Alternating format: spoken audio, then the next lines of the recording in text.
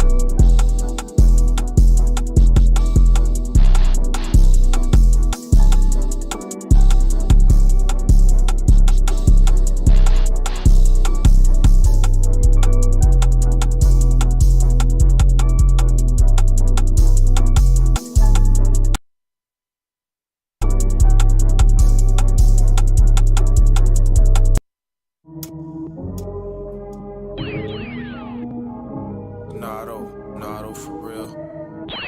Like that shit up. Turn that shit up. Like that shit up. 14 days and 14 nights. Turn that shit up. Turn that shit up. 14K in the building. 14 days and nights. Nato in the building. 14 days and nights. Oh man. 14 days and 14 nights. 14 days and 14 nights. All hell. All heaven. I ain't got no change of spell. I swipe the card at 7 to left. 2 times 7, 14 carats, flooded eye. 14 days and 14 nights out the public eye. It's like I woke up from a dream in a haunted house. And now I'm back up in the lab getting funkified. Cause I get busy with a missy and we super fly. Church in the ditch, no seat and tie. I take pages from the Bible and read through the lines. I got Trey up in this thing and he provide the vibes. Nigga, assalamu alaikum wa alaikum salam. They asking for the tape, say the tape's too long. 7 on 7, 14 carats, 14 sessions. Counting all these blessings. I'm trying to get even. Nickname should be Evan. 19 don't scare me, cause I've been the freshest. Just talk to Plano. Said they got some new weapons. Mention my situation. They gon' drop the charge in a section. I think God could be a goddess. That's my perception. Speaking over the water, let the ocean tell it. Hold the flow is crystallized. Sit back and I visualize. Smoking on that kryptonite and an object unidentified. 14 carats, flooded eye. 14 days and 14 nights out the public eye. It's like I woke up from a dream in a haunted house. And now I'm back up in the lab getting funkified. Yeah. 2 times 7, 14 carats, 14 sessions. Counting all these blessings. 7 on 7, 14 carats, 14 sessions. Dre go hard. 14K Dre. Hi guys, and welcome to another episode of the Wise Magi Godcast. Today we are here on this Freestyle Friday with Professor Asnati. What's going on? Yeah, we in the building. You might have to, I don't know, the mic, everything sound good? Nah, I think you might have to bring the mic down a little bit or turn the gain up. But right now, the mic is low. I heard somebody saying the same thing, too. It must be a a thing with the mics. I heard somebody saying, yeah, when I plugged my mic back in, it was extremely loud. So that's a thing, I guess, just not even.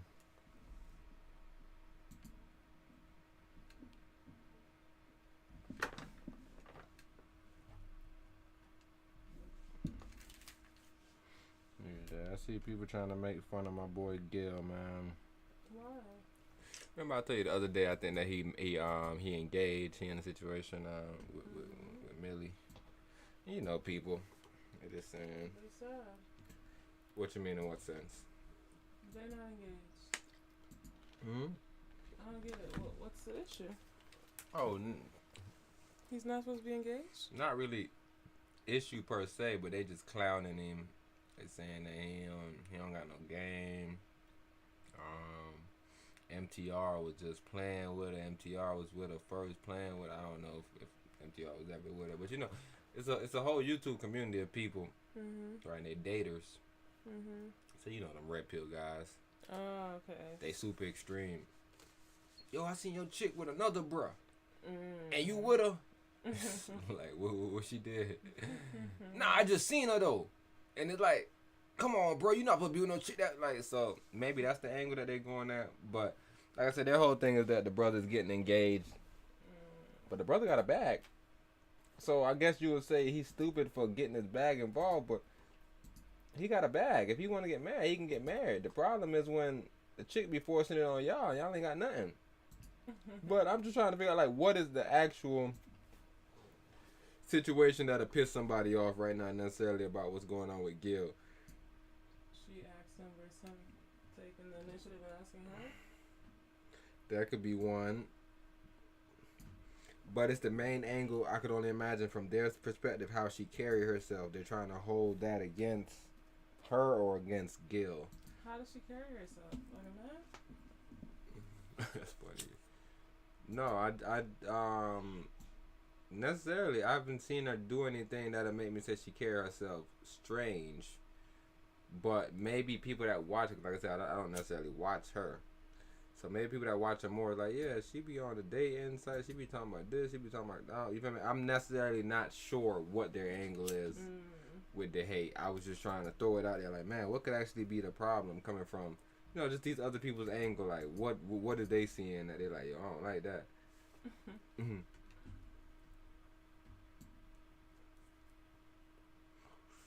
But yeah, I'm gonna start, man, Paul George was busting this dude ass. I watched this game like a couple days ago, man. Paul George was busting that Chinese dude ass cheeks. And like I said, you can clearly just tell the Chinese dude feet slow. And I tell you, that's why I say I don't want to take anything away from Curry, but it's just the.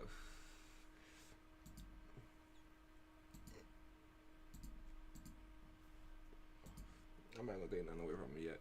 I'm gonna run this video first, because I'll be able to circle back around to this when I'm talking about another basketball situation in a little bit.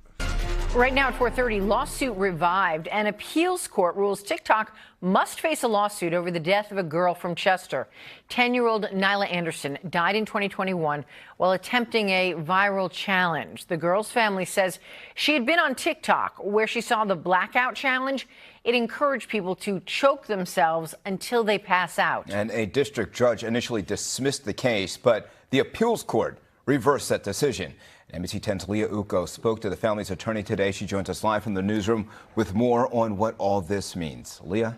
So federal law, it generally protects online publishers from being held liable for images people post. But in this specific case, a 3-judge panel felt TikTok was technically involved in promoting this video challenge because it uses data to control how it operates.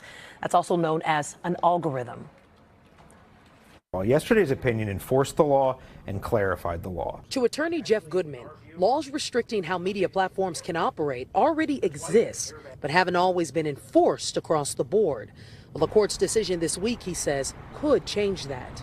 Yesterday's ruling set a precedent not just for TikTok, but for all social media companies. Yesterday, the 3rd U.S. Circuit Court in Philadelphia revived a mother's lawsuit against TikTok that claimed her 10-year-old daughter, Nyla Anderson, died trying a challenge that dared people to choke themselves until they passed out. The video at the time, back in 2022, was going viral on the social media giant's app. Back when this happened, a trial court said TikTok had sweeping immunity and was not liable for content third parties post on its platform. The social media companies have been using that for decades. I always stress to my daughter, hey, when you get the answers, pause it immediately. I already got answers. And I got questions. I got answers and questions. I got both, so I had to pause it immediately. So there's a couple different angles. But the main angle that's sticking out to me is she's 10. She's on your social media site. Like, because me personally, I don't think social media companies should be responsible for what you're doing on there. Because then it becomes super weird where they're like, yo, we got to check your messages just to make sure you're not doing nothing weird to get us in trouble. I don't really want a nigga doing that much. So I don't think it's social media fault. I also don't think it's the girl's mom fault in these two instances right here, with her killing herself and the mom.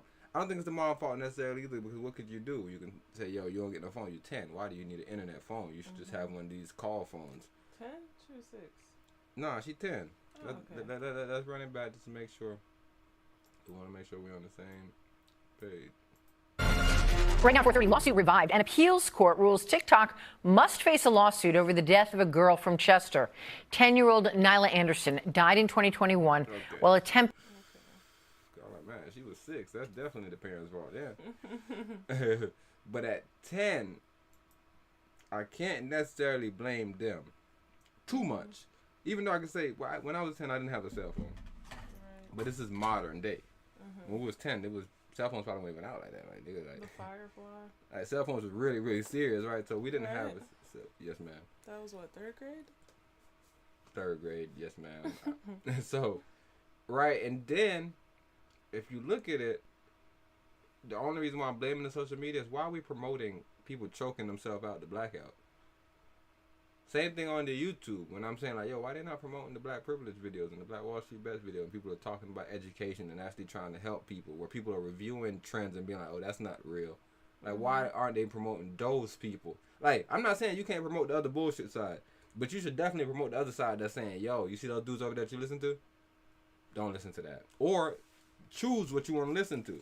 I don't know, it's a gray area, because you don't want people to now, not even people, but I'm saying people because all these companies are obviously people to some extent. You don't want them going in your DMs and being like, nah, you can't say that, nah, you can't do that. Nah, we don't want them going in our DM, but so it's like going to a pool where it says enter at your own risk, no lifeguard on duty, and now you're trying to sue because there was no lifeguard on duty. The thing is, if there's because technically there's a lifeguard on duty, they're just allowing the kids to run, meaning what? So this is what happened. You're saying TikTok has? They're promoting this blacking out. It's not like she went down a rabbit hole and found the blacking out. These are the trends. And you're saying it's promoting because what? It's ending up on the Explore page? Yes, these are the trends. These are the things that you're going viral for. So everybody on the community is being known for. Same thing with Water Talk or whatever the hell they got going on over there that we don't know about. But it eventually ends up on YouTube because it's a trend. Same thing with the Kia boys, stealing all these Kias. A trend. Same thing with the Knockout boys. That was a short one. Remember those Knockout boys that was knocking people out? That was a very short one, but people was doing that. So you're saying it's based off negligence, because it's like, all right, you can base it off of what's getting the most interactions and views, but it's like, do you see what's getting the most interactions and views? That's what I'm saying. At what point did you step in? Yeah, I do. It seems like everyone is surrounded by the pool right now because people are committing suicide by drowning themselves, and everyone's like, yo, what's wrong with these people? So it's still a matter of, are we really liable if we just put enter at your own risk? You are? Only because your lifeguards are running around the pool. So if I run around the pool right behind them and I bust my head, it's the lifeguard fault. Why the fuck he running around the pool? Now, let's say this one is a more innocent situation and there's a bad actor. It's a whole bunch of black people at this pool now. Within this black people, there's a conflict or whatever. They start shooting. 3 people die. Next week, they come again. 1 person dies. Next week, they come again. 4 people die. Is it a matter of the pool being liable because it's the pool, or is it just a matter of these are the risks of this hostile environment? Liability only comes from promotion. Like Facebook was liable for that motherfucking election because they promoted. Yeah, and that's what I'm saying. That's so the gray area. They didn't promote. No, it's not a gray area. It should be plain clear. Because look. So if this is a trend on TikTok, I don't give a fuck. But the fact that it's the trend because you're pushing it to the front and you're rewarding these people for it, that's the problem. No, I'm not rewarding them. We have an algorithm. Whatever is trending as far as getting the most interactions and impressions is going to the front. It could be people literally harming themselves, or it could be people educating themselves. So that's what I'm saying. Now I'm saying 100% it's the lifeguard fault. Anybody that I see doing something that they don't want nobody else doing, it's their fault. Like but how do you make that judgment? Because with Facebook, X, and everybody else, I've never seen people promote bullshit trends. When shit get dangerous, you get banned. You start getting in trouble. People start like the only thing that they're allowed to go on social media is just thought. You could just be thinking crazy shit. You could think all crazy shit you want to think. Oh man, I think white people motherfucking racist. I think white people came from monkeys. So you can say anything. You can't. Yo, it's a new trend where we knocking white people out. Hey, you heard that dude? Ban him. Okay, get him down. So boom, they ban yours. Everybody that keeps on coming up, they're in trouble. But your video that just got banned, it had 1 million views. On YouTube. It's not going to go viral on my site. No, it's not about it going viral on your site. That's it's exactly about what it's someone already seeing it. Now they're doing it. You can't stop that person. They already seen it and they want to be a part of it. You keep on getting confused. Nobody does something because they seen one person do it. They're doing it for a reward. Wait, hold on. Pause. Because the Demore John was one person who said it, right? What you mean? They said it was one TikToker who said it, and I keep on hearing one too. That's really, really stupid to me. Why? Because it's not. It's people getting on a trend. And them pushing starting from one person. But this person probably been saying this for 70 years, so it didn't start from one person. Because this person has been doing this. It cannot start from one person unless this one person is promoted. So it's just like saying, yo, Dylan Mulvaney started this whole transgender. No. Dylan Mulvaney was promoted on social media in front of other people. That's the problem. Yeah, I don't know. The problem is the promotion. You're saying that TikTok is liable based off of the fact that they're using an algorithm and not looking at what the algorithm is I don't know what spitting out. I don't know if they're using the algorithm. I don't think they're using the algorithm. So how are they deciding what's trending? By programming you. Just like the radio. They're showing you the same shit over and over and programming you. Okay. So their site is completely different from what YouTube is doing. Because that instrumental that we just played, right? You were like, yo, it's making me sick. It's making me nauseous. Why is it that? I don't know. That's what I'm you just said. saying it's annoying. I'm not able to think. Okay, so that's what I'm saying. If someone has that same sentiment where it's like, yo, every time they show me Wise Magi got stuff, it's annoying. I don't want to hear it. I don't want to see it. Is it really programming or is it a matter of choice? What do you mean? Because if they put all the intellectual stuff on there, the interaction level becomes lower. Why? Because if you ever look at the literacy rates of America, no one's here to read. We have pictures on Instagram, and that's where majority of the people gravitate to. That's what I'm saying.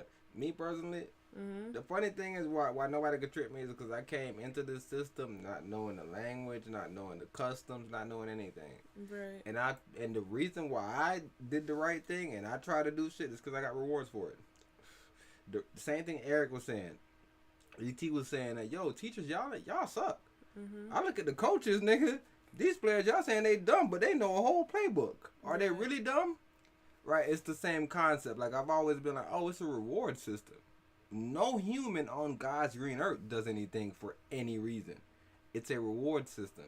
That's why when Ayn Rand, shout out to Ayn Rand said, there is no altruism. Meaning that, nigga, you're not being gracious to me and being good to me because you want to be good to me. It's convenient for you. You're doing it for your own purpose. Maybe you want to do it because it makes you look good.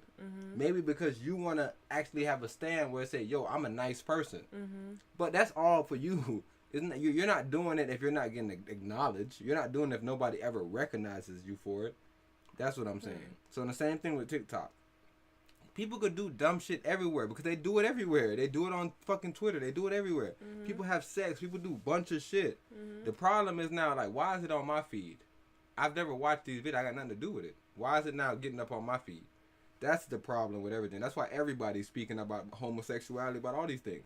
Same thing with the TikTok. It's like, why is this ending up on my 10-year-old's feed? Because you're promoting it to her. You're showing them as this is something you can get a reward for this. Right. And that's my problem. What's the difference between them promoting that and promoting everything else? I promoted everything to her. I promoted educational children books to her. I promoted people killing themselves. And no, that's what I'm saying. The problem is that you promoted that one. Them killing themselves. That's the problem. That's what I'm saying. The NBA right now promotes basketball playing. It promotes niggas not really knowing a lot. It promotes a lot of dumb shit. But when a nigga pull out a gun, we don't promote that. Get that the fuck up out of here. Next nigga do that, he getting killed. Get out of here. I don't like it. Right. So now nobody comes behind him and wants to do it. You do it at your own risk. Same thing with smoking herbs. I remember I always tell you about fucking Josh Howard. He was a raw ass basketball player. Probably could have been better than he really was, but he smoked. And he was honest. Most NBA players lied. We know they all smoke because they have to calm their mental. They have to do all these different things. Cool, whatever. This dude was so honest that he was like, yeah, we all do. Like 98% of the league, like that. That's what he said. 2 years later, Josh Howard was out the NBA, and then people kept on saying, yo, look at him. He can't stop smoking weed. So that's what I'm saying. We don't promote it. I don't care if people do it. Right now with KD, I'm always making the jokes with you and laughing at KD. Like, KD is the ambassador for the herb right now. Right. He at concerts with it. He's promoting it. It's almost like, oh, nah, KD do it. Same thing. Before, they was promoting cigars. Basketball players don't got a problem smoking cigars. Basketball players don't got a problem drinking beer and drinking alcohol. Because they promoted that maybe beer. Because we never seen them drink beer. Alcohol. But maybe if it was in a white sport, we'd be like, oh, nah, them boys drink beer all the time. They beer can. But you feel me? Everything is based on what they're promoting. You get into a certain world and they promote certain shit.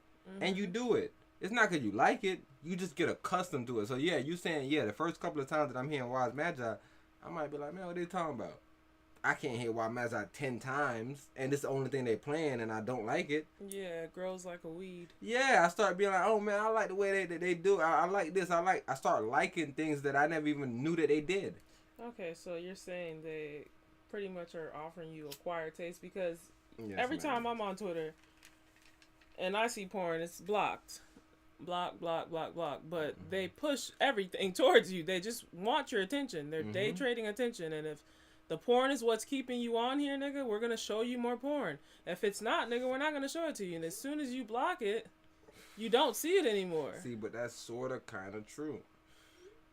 Because it's a level where you want to see the porn, but you don't want to see it. So say you want to see it bad. Elon is still going to shoot into your John, normal people.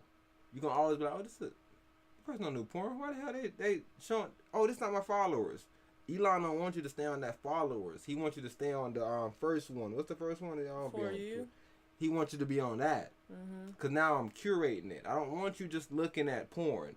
I don't want you just looking at what you got comfortable with. Right. I'm going to throw normal shit in your shit all day. I'm not throwing violence into you. But Elon does that. He throw a bunch of fight clips in there. Bruh, I'm telling you, and that's what I'm saying. You go look at one video of a child fighting in school.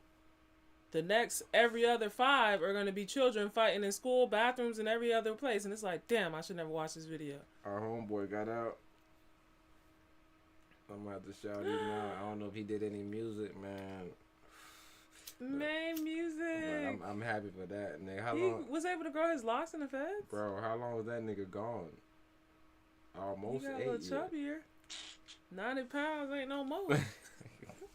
120 pounds. Man, it's backwards, y'all. Made music free. Right, so, and then he here with his homeboy just chilling, but he don't even really got. Look. He don't got what? He don't got the vibe no more. He don't got the Johnny vibe no more. He still got like a Johnny face though. If you look at him. Like my homeboy Shaggy. He favor him, but then like when you look at his hair, the way he got his hair and everything, it's like nah. Oh nah, that ain't young. But yeah, so a lot of weird shit. But in this one instance, I'm wondering, why are you even promoting that? Somebody choking themselves out, I'm not promoting it. I don't give a fuck. You one doing it, okay, good for you. And what does that even mean, you're not promoting it? It's obviously not going to be a full-on commercial. It's, what, just making it to an explore page of... It's just like the way they doing Wise Magi Godcast. Unless Wise Magi Godcast is one of the 5 channels you watch, you're not going to necessarily see our shit. No. When I go on Black Wall Street Bets, I think I see Wise Magi when they live. I think even when I go on Rasam Salud, no, hell no. Rasam Salud, watch too much damn channels. When I go with no promo, first thing I see, boom, the lives pop up. Because I'm only subscribed to a certain amount of people, so they got to show me my bros. Mm-hmm. On the other ones, when you got a certain amount of subscription, they're like, yo, take that off. And that's the main thing. They always say it's free to subscribe, but once you get into space, you're like, oh, I don't want my recommendations to get messed up. And they don't have that For You tab versus your Followers tab. So all your recommendations are just a curation of what you've put in your history. 100% facts. That's the only reason why I try to always be a little cautious with those situations. It's like, But yeah, I just think that opens up a can of worms, making them liable for things like that. And it's like, it's almost intentional that they're doing it. It's like, oh, okay, well, if you guys set this precedence, then we can set this precedence. And this precedence pretty much says we can pretty much survey and surveil everything y'all are fucking doing, because we need to make sure there's nothing harmful on here. And it's like, no, keep the lifeguard at the fucking kiddie pool. We'll take it from here. We'll enter at our own risk. But yeah, I just think it opens up a door for more monitoring, more surveillance, and more harassment, more fucking blockage, so on and so forth. And that's why I use the example of the black group, because I feel like those people are usually the ones that come back and be like, man, TikTok banned me for such and such. Like Boosie. Boosie thought he was doing nothing harmful. That was on Instagram, though. That's what I'm saying. But Instagram was like, this is harmful. Zuckerberg, whatever CEO you want to name. This is the precedence that we're setting. That some people are going to have lifeguards by them that don't need lifeguards. It's like, nah, bro, I'm good. I don't need you to guard my life. I'm trying to get out of here. Don't resuscitate the ass niggas. So, like I said, bro, I think it's risky to make people liable for stuff like this, because it just sets precedents for other bullshit to happen, bro. We've seen it time and time again. Cause a problem, be the solution to the problem. So yeah, I just think parents should try to guard their children as much as possible and just be the best guardian you know how to be, bro. It sucks. It's a tragedy at the end of the day, but it's like, do you really want to make other people, I guess, pay or suffer? No, none of that got a chance. I'm just talking about promotion. Because even like, let's say the water talk one, right? Someone dies of, what kind of disease can you die of from fucking drinking too much sugar? And diabetes or whatever the case is, or just some obviously water talk recipe that they drink. Mm-hmm. Now no more water talk. No, it's not about water talk. It's not about none of that. We promote health, wealth, and family. I'm not saying that there's not people on the site that hate families. I'm not saying there's not people on the site. On this site, you will never be seen. Unless somebody know your damn name, they will never see your shit. Okay. Same thing they do to Wise Magi Godcast. Because you know what, in our country they don't promote? Health, wealth, and wisdom. And that's what I'm saying. Because, boom, all right, say they banned the first 30 niggas that did the blackout. They shadow banned them. But these people know them. They're their followers or whatever the case is. So it's on their personal feeds. What's stopping it from catching like wildfire? If it's on their personal feed? Yeah. It's on their personal feed. And why wasn't this 10-year-old experiencing that same thing? It was on her personal feed. So she searched, choke myself till I black out. How did she get why to that not? world? I don't know. I'm just saying, how did she get to that world? I've never got to that world. One of her followers did it. One of her classmates, somebody she But knows that is. The thing is, all you're gonna do is keep on creating a trail that we need to follow back to where this person got this bullshit promoted from. And if this first person that they got it promoted from was Shadow not their ban. friend. Wait, what? If the first person in my friend group that I can go back to say, yo, I'm the first person that even sent this video out. Mm-hmm. I say, yo, how you seen that video? Oh, it was on the Explore page. It still comes to the same point. Why was it promoted? Okay. Because I'm going to keep on going back till I find the one human, patient zero. It's like, yeah, I don't even know how I got that bullshit. I tell you, I started making a page on my YouTube playlist called YouTube Recommended. I think they recommend weird shit. Mm-hmm. What the fuck they recommended this? There's no reason, bro. When we in the chat, I be seeing people like, yo, shout out YouTube. This was a good one. Some of us, we be happy. It just be random good ones. We be like, oh, this was a good one. It be a no-name person that we didn't even know that we wanted to see. We like, this is a good one. We all in the chat. Everybody in the chat. That's how you know it's YouTube recommended. Because everybody in the chat is saying the same thing. Mm-hmm. They don't know where it came from. This is none of their friends. They never seen this person. They don't know nothing. I'm trying to find the first person that be like, oh, this is my guy. He finally blew up on the Explore page. That's me. When I first see, I tell you, I'm a discography guy. You're not about to come out with one album, nigga, and tell me that you the hardest street nigga. I'm about to listen to your first album. And I hope you was the hardest street nigga back then. Because if you the hardest street nigga, you're not about to become that. You always been that. Mm-hmm. Hopefully you mature and now you a little tamed. But if you trying to pretend to me now that you've been robbing niggas, I'm going to go back and look at you in high school. If you look like a nerd in high school, I don't believe you, bro. And that's the whole concept with this same shit, Empress. If you say, yo, T, I seen a nigga choking himself out on my fucking highlights. I say, damn, for real? Who you follow that? Like, what page posted that for you? Because, like, when I be seeing them fights, all them crazy videos I be sending you, Empress, I don't follow none of them people. I can guarantee you that. All them fucking people that I show you them wild ass video, they fighting, they doing this. Even main music coming out, Say Cheese. I don't follow fucking Say Cheese. Right. I don't know nothing about Say Cheese. It's Those always are for use. It's always random shit that comes that's so popular that they like, yo, I gotta show it to this brother. Mm-hmm. That's my problem. Because if it gets so popular, is it just a number factor? Because are you looking at what you're promoting? Because you know how I know they're looking at what they're promoting, Empress? Because every time that we do some shit, they coming to get us. We ain't even got enough subscribers. I doubt somebody reported us. Somebody went and reported us already? No, they're watching. So that's what I'm saying, Empress. They fucking with us. So because of our experience, I can't let them off the hook and be like, oh no, they not watching. They just they promoting it, bro. They're going through and they looking at who doing the bullshit. And they like, yo, the nigga doing the bullshit, put him to the front. That nigga T over there talking about stocks, talking about the right way to trade, showing you that. Fuck him. What are you doing on here? He need to get off of here, matter of fact. Matter of fact, we're going to try to fucking hurt him. We're going to try to hurt him in our own personal life. Because we investors too, just like he talking about he an investor. So we hate him. So I'm just telling you, bro, when I watch him, I don't let him trick me. Empress. But I definitely feel you, though, about, because they shouldn't take too much blame. They shouldn't take too much blame. How you feel about a bubble man getting arrested though? Bubble man? Okay. I ain't gonna play bubble man right now though. The city of Aurora. But have you been hearing what's been going on in the city of Aurora? As far as the hostage situation? Hostage? Mm-hmm. Who holding people as a hostage in your mind? The Venezuelan people? Okay, so you tuned in.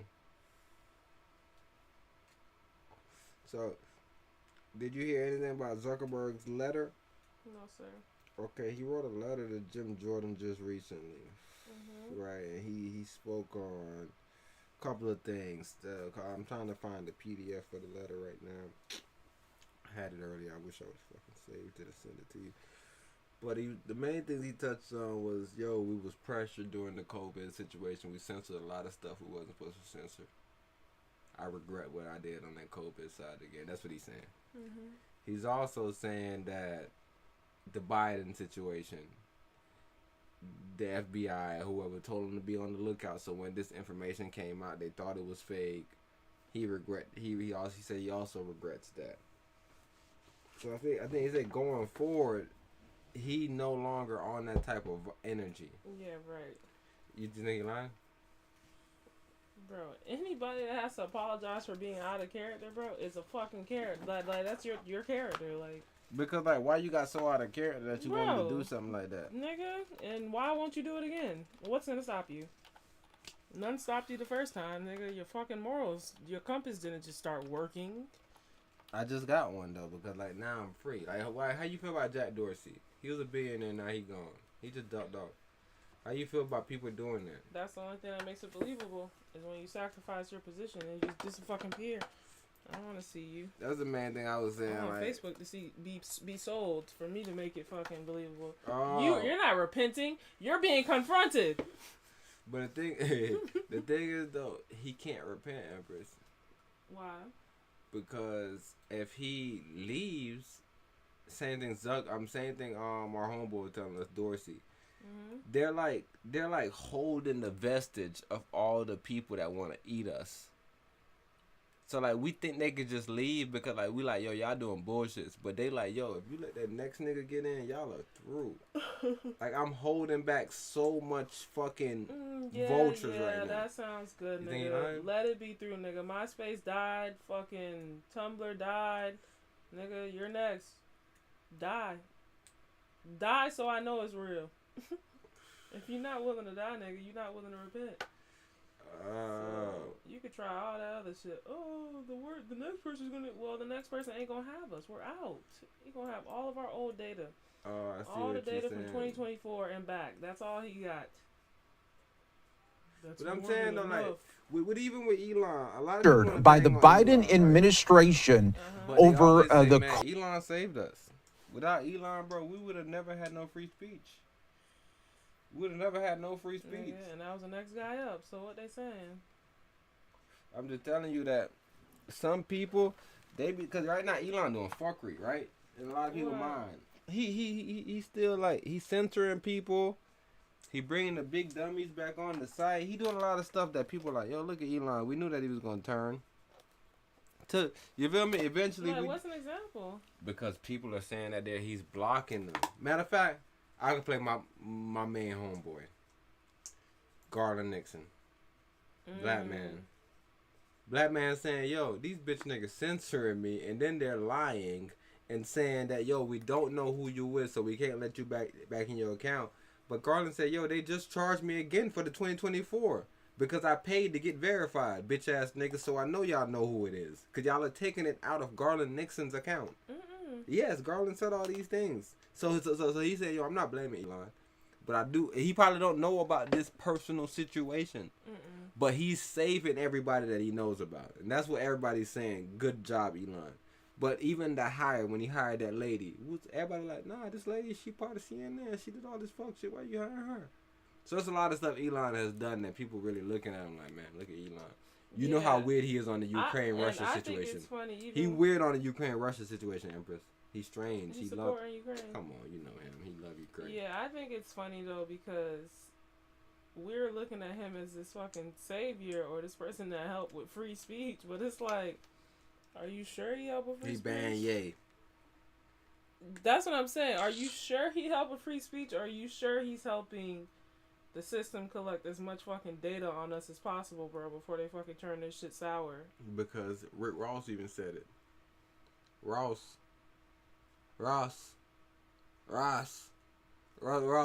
said, man, I ain't driving one of them shits. Nigga, bring me to the police station. You know what Ross said? I ain't driving one of them shits. I'm telling you, bro, like, bro, Elon could literally, bro, Elon literally already did it in our fucking face. Man, with what? Doge. Man. Of SNL. Man. Like, that's the epitome of Elon, bro, and y'all can shout him out all y'all want, bro. In my mind, bro, I think Elon and another person, I ain't gonna say it because I feel like Professor Ross not gonna get angry with me. Man. Are part of Alien Invasion Brothers. They, it's something about them that just raises eyebrows every time. See, the thing is, this brother did the same thing, and that's why y'all gotta remember these things. Don't forget, never forget. Y'all love remembering 9/11. Never forget. The man Elon, bro, we was going up on Doge. He jumped in and said, it's a gimmick. Just some bullshit we just bullshitting with. That shit fell. Everybody that was wishing for it to go to $100, y'all was dumb anyways, because y'all made no sense. But the $1 that we all knew was supposed to go to, Elon ruined it for us. He did the same thing with Tesla. That's why a lot of people hated him for like 5 years, 6 years, 7 years, 8 years. For 8 years, people hated Elon. Y'all, we loved him because we came in kind of new. Teslas was doing their thing. But people was already invested previously, and they was already going through it with him. Where he was going on public interviews, and he was saying dumb shit like, yeah, you know, Tesla not really ready right now. Like, he's really... causing them as short to stop, dude. Bro, Shut the fuck up. He's autistic, bro. And he said this. He is intentional. He comes out, Empress, and he don't know that, yo, bro, I understand Tesla not ready, bro, but we invested in the stock. What do you mean it's not ready? Did you talk to us about that, the shareholders? So the shareholders hated him. And I remember I was telling Empress, like, man, these niggas hating on Elon. What the fuck wrong with him, man? Elon doing his thing. Elon showed up on SNL and did his thing right on me. I said, okay, I see what he is. He's a bullshitter. He's a bullshitter. And the problem with him is he commands so much space, energy space.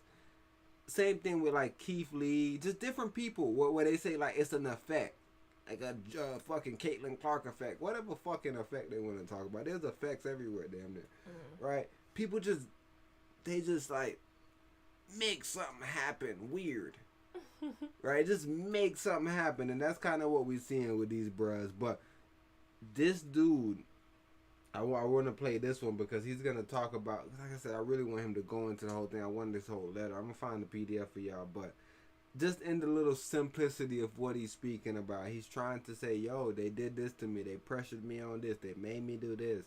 And I regret it all. So Emperor saying he need to repent. He's repentant in his words initially. So now we need to see his action follow behind it.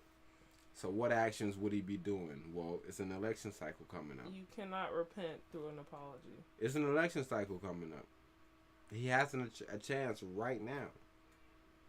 Right? There's an election cycle coming up. I don't know what's going on with him and Trump, but Trump said, yo, I want to put him in jail for the rest of his life. Bro, you already seen him, bro. He's a bad actor. Oh, so y'all still like holding that against him for right now. Bro, he did that shit, bro. Fucking all that stupid stuff they said Trump did. Bro, they coming to find him years later. He fucked us over. He fucked us over, bro. Because at least Biden would have been dead by now. At least old ass. Like right now, he can't even run no more. At least he would have been a can't run no more bro, point. They didn't even let you fucking post about Haiti, bro. Shit. Told my homeboy pray for Haiti. He told me pay for Haiti. He said, what he said? He told me take the R out. He said, told me take the R out. What the fuck wrong with me? Some R-Matey pirate What's wrong with me? I'm calling a nigga telling him to pray for me. That nigga said take the R out. What the fuck? I'm non-religious. The big news came out yesterday from the Facebook Meta CEO Mark Zuckerberg saying that at the height of the pandemic, he said his company was pressured by the Biden administration over the COVID-19 type of content that was going out there. Some felt that it was misinformation, but saying that he felt very cornered in a way that no CEO should feel here. So I want to bring in Fox News' Griff Jenkins, who has been following this story and joins us more with this big revelation that came out. Yeah, hey, Mike, good afternoon. And look, let's not lose sight of the fact that it's just not every day that one of the most powerful CEOs in the world just comes out and admits publicly that he was wrong. And that's exactly what Zuckerberg did. Now, he did it in a letter to the House Judiciary Committee. Here's the key paragraph, writing this. In 2021, senior officials from the Biden administration, including the White House,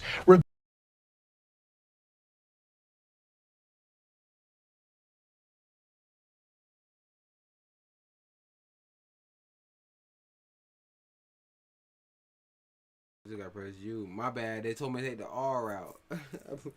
Hey, my bad, y'all. But so what they saying, Empress? In 2021, senior officials from the Biden administration, including the White House, repeatedly pressured our teams for months to censor certain COVID-19 content, including humor and satire, and expressed a lot of frustrations with our teams. When we did agree, I believe the government pressure was wrong, and I regret that we're not more outspoken about it. That's all you regret? That you didn't say shit in 2021? What you saying? He's gonna be saying something now. Say it now. What did they actually do to pressure you? Be more specific with your generalities, buddy. See, that's what I'm saying. I think he got a little more specific. I remember him saying man, they raped me, bro. 3 guys got on top of me and raped me, bro. Like he was basically. If Trump wins, Zuckerberg exposes Facebook. Let me see if they at least read the damn letter. Zuckerberg writes a love letter with online platform. Man, that's weird, bro. But this is, let me see. All right, Empress. Here you go. And what you could do is you can press. Damn, I'm glad I looked at this shit. I got my goddamn data on.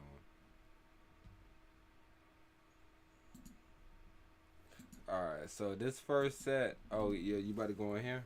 Okay. What's the time? I'm at negative 21:38. I don't know what that is, but yeah, just go to as soon as you see the letter. That's all we need. All we need is the letter to read through it. No, you gotta go back there. Let me see. Does it leave it real good? Yeah. Alright, so about right here. Is there anything interesting right now? Because I don't know if he said anything at the top. He didn't really say too much at the top. But he said, I appreciate the committee's interest. Yeah, that ain't really nothing at the top. That ain't nothing interesting to me. Repeatedly. They told me to take the R out. I had to put the R back in that bit. Fuck it. I ain't got no money, bro. All I'm doing is pray. I just offer good prayers. Yo, look. Where my hands at? Who took my hands? You in the box.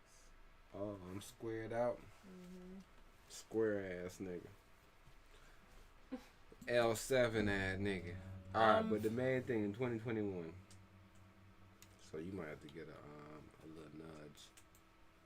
In 2021, senior told you take the R out. Officials from the Biden administration, including the White House, repeatedly pressured our teams for months. I already read all this.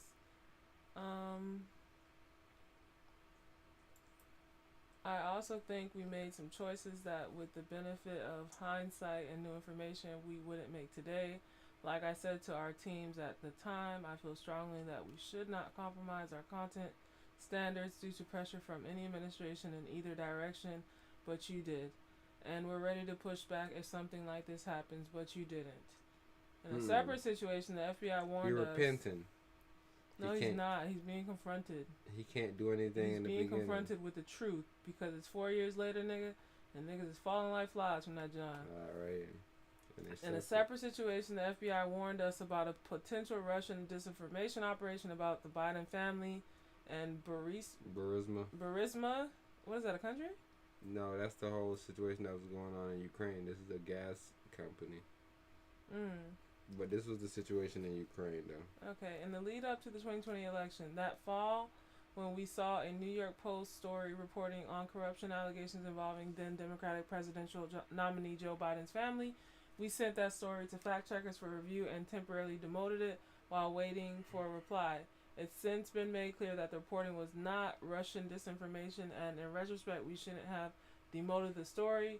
We changed our policies and processes to make sure it doesn't happen again. For instance, we no longer temporarily demote things in the U.S. while waiting for fact checkers. So what do you guys do? Don't tell me what the fuck you don't do. What do you do? Yeah, so Burisma is the holding company. Is based out of Kiev. Oh, so wire fraud. Wire fraud for the Biden family.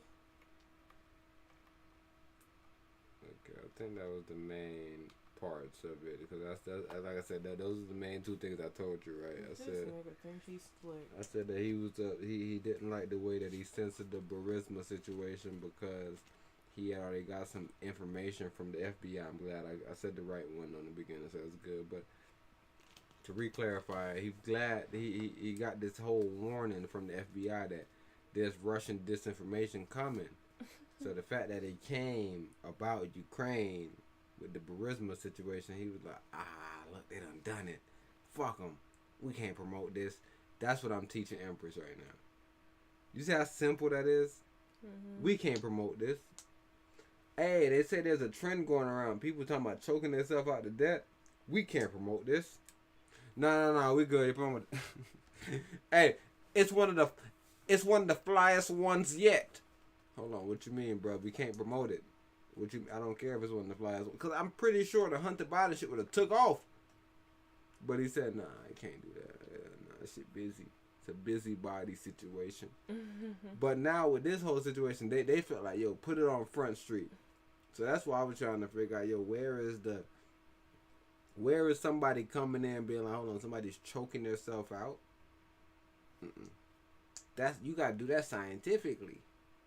You can't just choke yourself out and like black out and just wake up. Like, that's not the science of blacking out and waking up. Like, what the fuck is wrong with you? You don't watch too much movies.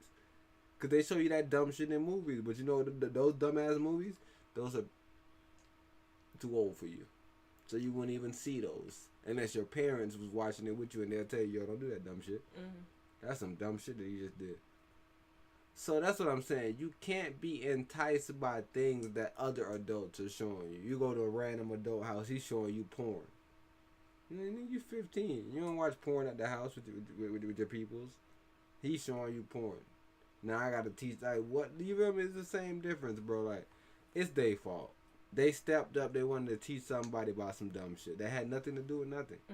Right now, if they would have fell back from it, like, yo, don't promote it, and they can show us, yo, she went and found this. Same thing with not Cash Robin Hood. One brother killed himself, took himself out of here. Young brother, 21, 20, 19, out of here, because he seen his account down. P&L look messed up. Down. Bad. But it was actually... That's the worst part. It'd have been crazy if he was down. That's definitely them being liable. But it's not, bro. It's like, bro. No, because it's not the end of the world, bro. You ended your world. And it wasn't technically their fault because you just wasn't really aware of trading. You didn't know. But that's why they blame them. You know you got ignorant youths on here. And that's what I'm saying, same thing with TikTok. You feel me? Same thing with TikTok. You know you got dummies on here. I'm not saying these people are dumb, but they're young. Young dumbs. So now you got young dumbs on here and you're going and you're promoting things that may harm humans. Come on, bro. I seen if you had old heads on here and that old head do some dumb shit, you like, yo, fuck old head. You feel me? Like, when he gonna grow up, he a grown ass man, he doing TikTok challenges. That's what you would say. Because he'll probably get hurt just doing something because it's too athletic for him. Not because it's actually fucking dangerous.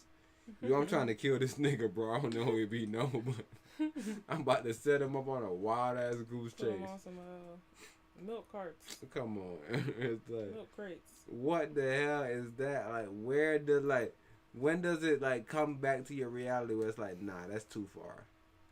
I gotta let him know. You can't. Don't do this. You don't. And that's what I was telling you about all these people doing the TikTok Johns. Just the simplicity of it. What they doing the cooking ones. That's all I'm saying, bro. You can't come on there and tell her, bro, yo, don't eat all that hypertension, bro. That John might kill you. It's like, what? What's hypertension? I don't care. Give it to me. Like, that's literally the mindset. So it becomes a mindset of, bro, what's giving us the most ad revenue? Capitalism wins, bro.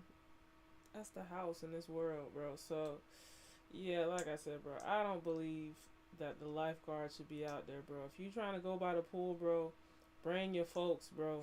If you die because you don't want to bring your folks, it's a tragedy, bro. Like, it's just a fucking hard tragedy, bro, that you got to swallow. I don't like it.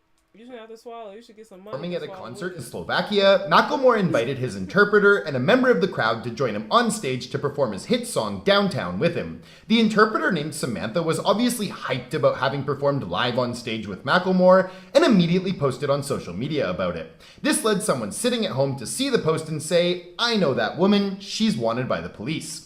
The Slovakian police have a website where they post all their wanted criminals that people can scroll to help identify them, and that's how this person recognized her. The person contacted the police and told them Samantha was on stage at the Macklemore concert, and the police went backstage, found her, and arrested her. Samantha was wanted for not paying a $900 fine she had been given in 2019 after she had run topless onto a soccer field during a game. She had also been banned from large gatherings like concerts, so she was probably... So what's your thoughts about that? I done Macklemore done called me on stage for no reason, got me out here performing, and I lost it. I lost it, Empress. You know what I'm doing? I'm posting pictures. If somebody seen me online and then reported me, all these internet. What's your thoughts on that? Am I wrong? Is it just harmless fun? It's just $900 really that I had to pay before. It seems like a karmic cycle, cause and effect. I ain't had no money before though. I wasn't doing nothing with Macklemore. I finally have some cash now. I pay that. Oh well, then the cause and effect should be closed. Yeah, that's the main thing. I was trying to figure out what they're gonna give her jail time because she only wanted for streaking. That's the cause. You just assaulted fucking millions of people with your fucking titties that nobody wanted to see. Yeah. There's an effect that's coming with that. I don't want to say millions of people. Me and you never seen that clip. Millions of people, one person. You assaulted somebody. Nobody wanted to see that shit. And you said that person probably had lifetime damages. Don't never want to go to a soccer game again. And they love soccer. So they in a bind. And they've been doing a rock and a hard place. Because you may streak across this field any moment. My daughter started streaking 5 years later. I brought her to a soccer game. This fucking idiot want the fucking streak. So yeah, like I said, it's cause and effect, bro. You do something, bro, See, like that. but then you're going to be wrong because then the only reason why your daughter won the streak is because the crowd reacted good. So that means it's not millions of people, but then you still win this at one person. You put one person. I'm suing you and the fucking soccer people for letting her run. Because I'm thinking, because if people cheering, that's probably why your daughter would want to do it. Like, man, people was fucking gassed Bro, about that's that situation. literally that little girl. What was wrong with the people? Why was they so excited about somebody just streaking? It's like, what is your incentive for choking yourself out? Likes, attention. That's what I'm saying. You should get no likes for doing something so stupid. Bro. Like, what is wrong with this nigga? He dead. They fucking they forge likes. Who come save him? Like in that video that she seen, who came and saved the person that was dead? That person that choked themselves out. Who came and saved him? Cause like, what was her plan to be saved? Did she have a friend around? Probably. And her friend just wasn't quick enough. She's like, girl, get me in 2 minutes. I could do 1 minute. I could do 1 minute. I'm not sure, bro, but you can imagine it. Them used to be idle. They be bored. They be greened out. They be getting greened the fuck out. All these They tolerance level is meagle. Yo, but I seen this though. I thought like of you giving though. a newborn real water. I thought of you when I seen this because like, I don't want to say OG not complaining about nothing real, but OG sound like you. Cause like, I mean, even if you were one person, it's like what? Not really happening, bro. You had to really try to lock somebody up, bro, for streaking. Hey, What are you doing? Get him off the field, bro. Now you go to a basketball game. You got fat ass fucking Lizzo and another man streaking. Nobody charged Lizzo. Huh? Nobody charged Lizzo for streaking. Nobody charged? She didn't get charged. She didn't get fined or nothing for streaking. Oh, but you saying you don't want him to get charged neither. I want him to get charged all across the board, but you can't just charge somebody because they poor. Like Janet Jackson on national TV showed everybody her titties. Nip slip. Was that nip slip. intentional? Everybody to this day think it was intentional. Everybody to this day. But those are all conspiracies, so we can't actually. You said it prove only slipped once, and when she fixed it, it was good. Yeah, but it was just so perfect on time. And it was on live TV. I'm pretty sure it was 2005, bro. I was watching this game. I never seen that shit, thank God. See? she never scarred you. Never made you go watch porn. Start jacking your meat. You got nothing to do with this. So that's why I'm trying to tell you. You like saving one person. There's one person wanting to be saved right now, me. So that's what I'm saying. I see you as this OG right here. Mike. They got Mike on his shirt. They say Mike. Nike. Man, Nike do these ugly ass jackets. These jackets ugly as hell, right, Empress? Chase your dreams. These are chase your dreams. Don't give up. All these internet gangsters, because that's what I call them. They're internet gangsters. They don't. I'll be like, man, why are you trying to offend them? That's what I call them. I call them internet. They tough on the internet. It's like, babe, just say all these people came through doing this. Like, why do you have to call them a disparaging name? That's always you. I always say, babe, don't try to disparage them. We just gonna stand on our points. We not disparage them. Okay. So this is why I view them. And what does disparaging mean? Like, you always like, so like, why would somebody be so dumb, babe, to do something like that? I'm like, nah, babe, don't say that. You gotta be like, yeah, see, that's weird to really do that, because the way I do it, it's kind of like this, and the reason why, like, and I always say, babe, don't try to like tell them they wrong or nothing. Just like tell them your points and expound on it. So they're like, oh, that do make sense. Okay. And then maybe they can internalize it, like, damn, I did say some dumb shit. But when you like go at them, like, man, that's a dumb ass thought, my boy. That's you. So now listen to OG, because he got to go down your path. All these internet gangsters, because that's what I call them. They're internet gangsters. They don't know what's going on. They never been over to Gaza. They don't know what's going on in Gaza, really. They're just fighting because, quote unquote, they seen this on TV. So the whole fact of what they're doing, they're taking over. We're in jail. I'm pretty sure you didn't want. My dog has no place to run. We're in jail. What do you mean by that? My dog has no place to run. Himself.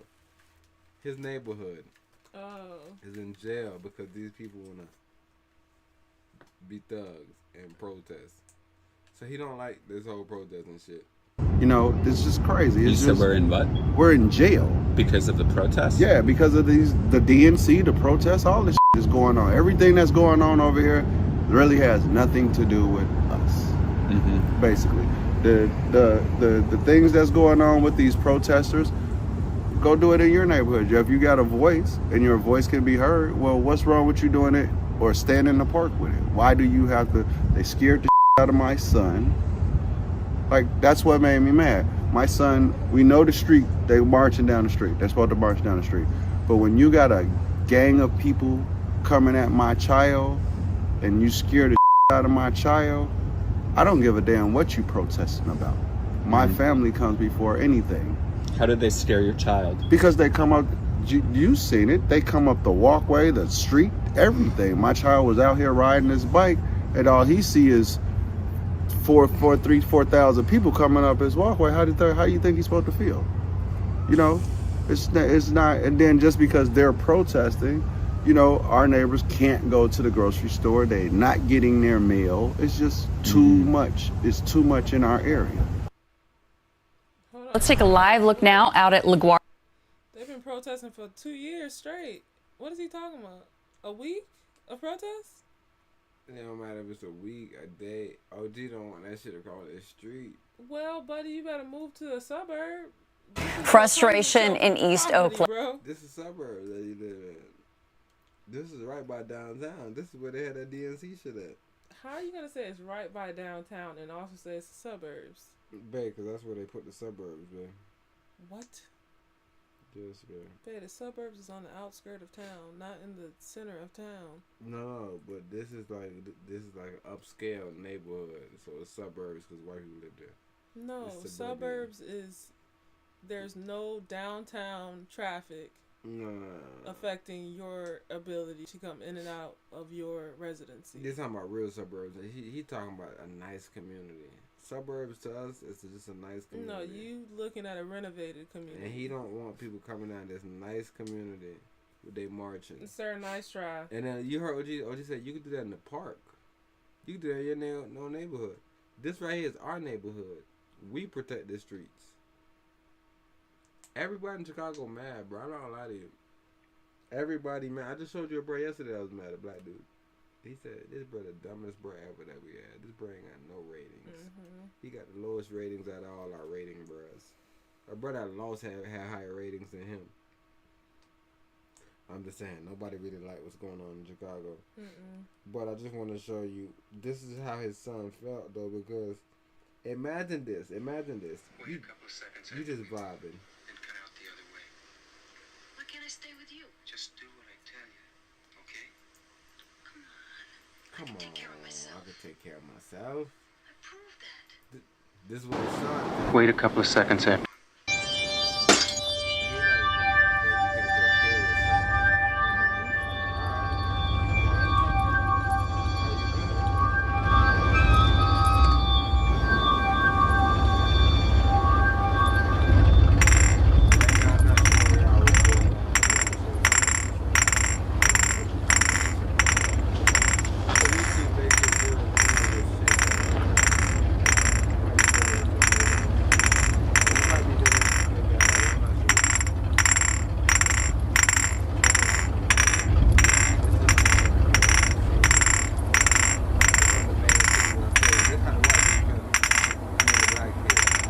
Outside, this all you hear.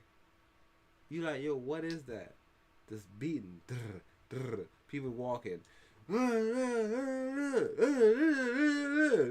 a little boy on your bike. You like, what the fuck? You run inside, you tell Pops. I'm like, damn, what the fuck Pops teaching, bro? So that's the next thing I thought. I was like, damn, Pops teaching bro about violence. Like, he should be like ignorant. He should almost ride to the crowd. Hey guys, what are you doing? But in his mind, he's like, why he got that angle? Why you think people about to come hurt him? Yeah, I don't know what angle he got. The simple him saying that his child was scared. It's like, what does that even mean? Was he crying? Did he go in the house and never want to traumatized? He come out? ran inside. A bunch of people was walking down the sidewalks. He couldn't ride his bike no more. His son wasn't out there riding his bike. Warriors, come out to play. Warriors, come out to play. Warriors, come out to play. Warriors, come out to play.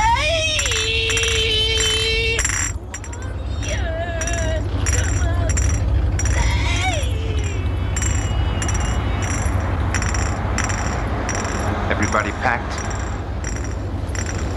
Yeah. All of you stay behind me. I'm gonna take them out to the sand. What about you? You ready?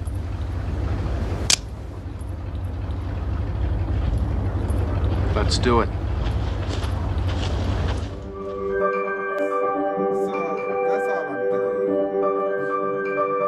I'm telling you that this is the only thing I can imagine as a child, bro. Because you thinking in your mind like, yo, why is so much people coming down the block screaming? I've never seen that in my neighborhood. Imagine how I react. I'm like, damn, what the fuck going on, baby? I seen 100, bro, walking down the street saying, fuck Donald Trump, fuck Donald Trump, fuck Donald Trump, nigga, put him in the trunk. Like, whatever they said, I'm scared. I run inside, I said, babe, stand inside. There's some fucking protesters outside. They'll burn your house down. So, I don't know, bro. I think he got a valid point. He got a valid point, but just like you saying, he should be in a rural area. No. Yeah. I'm saying that he lives where he lives and he should have expectations. But babe, he never seen this before. Well, welcome to the fucking neighborhood, buddy. He been living here for 50 years. Welcome to the neighborhood. An area outside of the cities and towns. Yeah. Every 15 years we do this. He need to live in a rural neighborhood. Yeah, no, I don't want to push him out of his comfort zone. But if that's where you want to be comfortable, buddy, understand that there are pros and cons to everything, and that's what comes with that. But I like the streets. I let my son get to ride up and down. Perfect. So the next day, was he able to ride, or were they protesting there too? Like they protested for a whole week. I don't believe A whole week. I'm pretty for sure that they was doing protests. Okay, well, a week of your son not being able to ride his bike, whoop-de-doo, bro. Because the protest he was talking about was the Palestine one. Mm-hmm. That was day one. Jimmy stayed there for 7 days. Mm-hmm. Different protests every day. Yeah, like I said, bro, it seems like he's frustrated with the whole environment that came with the DNC and everything. No, he really mad about his son being scared, I think his son running inside and like he probably was smoking or something. He just he's angry at this moment. Like he probably just doing an interview after his son just came to Okay, he thought Phil was gonna come kick his door. He probably wouldn't really usually do this interview. Like most of the time he'd be like, "Nah, I'm good at you." Mm-hmm. But he's so mad right now.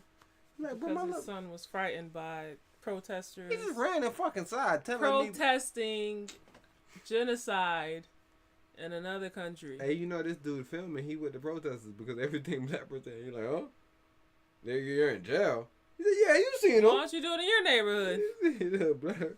The interview was like, come on, man. Yeah, what you like I said, about, brother, they used to be protesting, and your son that was able to run in the house so comfortably and tell you about shit was a nigga that they'll fucking put on a stake somewhere. They're gonna hang him on a fucking tree. This morning. So I don't know if you got a bad situation now, bro, or has it gotten better for you, brother? But you seem like a complainer to me. You seem very complaining to me. Oh, you saying that these are the old ways that you talking about? Protesters? Yeah, like what you saying? The old ways they used to just rip people out and kill Bro, them? the way he's dramatizing this scene, I would have thought this was the KKK 4,000 strong walking down the fucking John and a black kid is riding his bike and he got to fucking strike out. Daddy, they coming. Because you gotta get out of here. They finna burn our house down. Because in your mind, you really trying to figure out why his son's scared anyways. What the fuck are you so hysterical about? Okay, yes, it's a lot of people and you were unaware of the protest. And it lasted for a week and they didn't burn none of your shit down? They didn't break any... Oh, because, no, you just feel restricted because you can't really move as swiftly as you are used to. Yeah, he was saying his dog can't even come out and run on the lawn. Because his dog gets timid. That's a personal problem. Who the fuck told you to get a dog? See, that's what I'm saying. That's a personal problem to you, but I've been having a dog for 15 years. Well, every 15 years it's going to happen. Man, Whoop, you fucking do right now. This brother right here, he making a big-ass complaint. If this happened every 15 years, I need to move out of here. That's what I'm saying. Move out this then, is the pros and cons, bro. If you're not okay with the pros and cons, bro, you got 15 years to get the fuck up out of here for another protest come through. And you better hope they don't burn your shit down. Because they seen you on the news last time complaining. We just move out. Man, I'm trying to tell Everest the whole backside, like, man, he been here. He got his foot in the ground. He's rooted. He's a rooted tree. Everest like, bro, if he can't stand what's going on in there, he got to move. I don't care how long he's rooted. Move around. Alright, so talking about hey, your next location, make sure you ask, have there been any protests here in the past century? Because you seem to fucking be very uncomfortable with protests, bro. See, you like looking at century shit? I just seen somebody that got a bridge made for a century. 7 years in, the bridge messing up. They want the contractor to come back in. The contractor said they're not going to make it. So, that's what I'm saying. Everything you saying, people dealing with all angles of it. Everything you talking about. People dealing with an angle of it over here. What do you mean it was a century? It don't matter. It might not last for a century. Well, ask if there's been protests in the area, brother. Like, what if there was what if a nigga built a bridge? He like, oh, these are century-long bridges. And you like, bro, you gotta understand that this bridge, I got a lot of weight on these bridge. 7 years in, the bridge breaking. He like, damn, I thought this was no, this not a century-long bridge. This is a century-long bridge if you maintain it every day. That's what I'm saying. You stop maintaining it after 7 years. But if it's come to maintenance, now I gotta charge the toll. I don't want to charge people toll. Yes, they gotta charge people a bunch of toll money to even keep the maintenance of the bridge up. Who the fuck paying for the bridge? You gotta use a bridge for free. Yeah, they got greedy with them fucking tolls. Tolls should be number 25 cents, nigga. Be happy with what you get. The contractor saying that the bridge only lasting for a certain amount of time. They have to come back in and refix it. Yeah, charge that 25 cents. 25 cents ain't gonna fucking get you nowhere, nigga.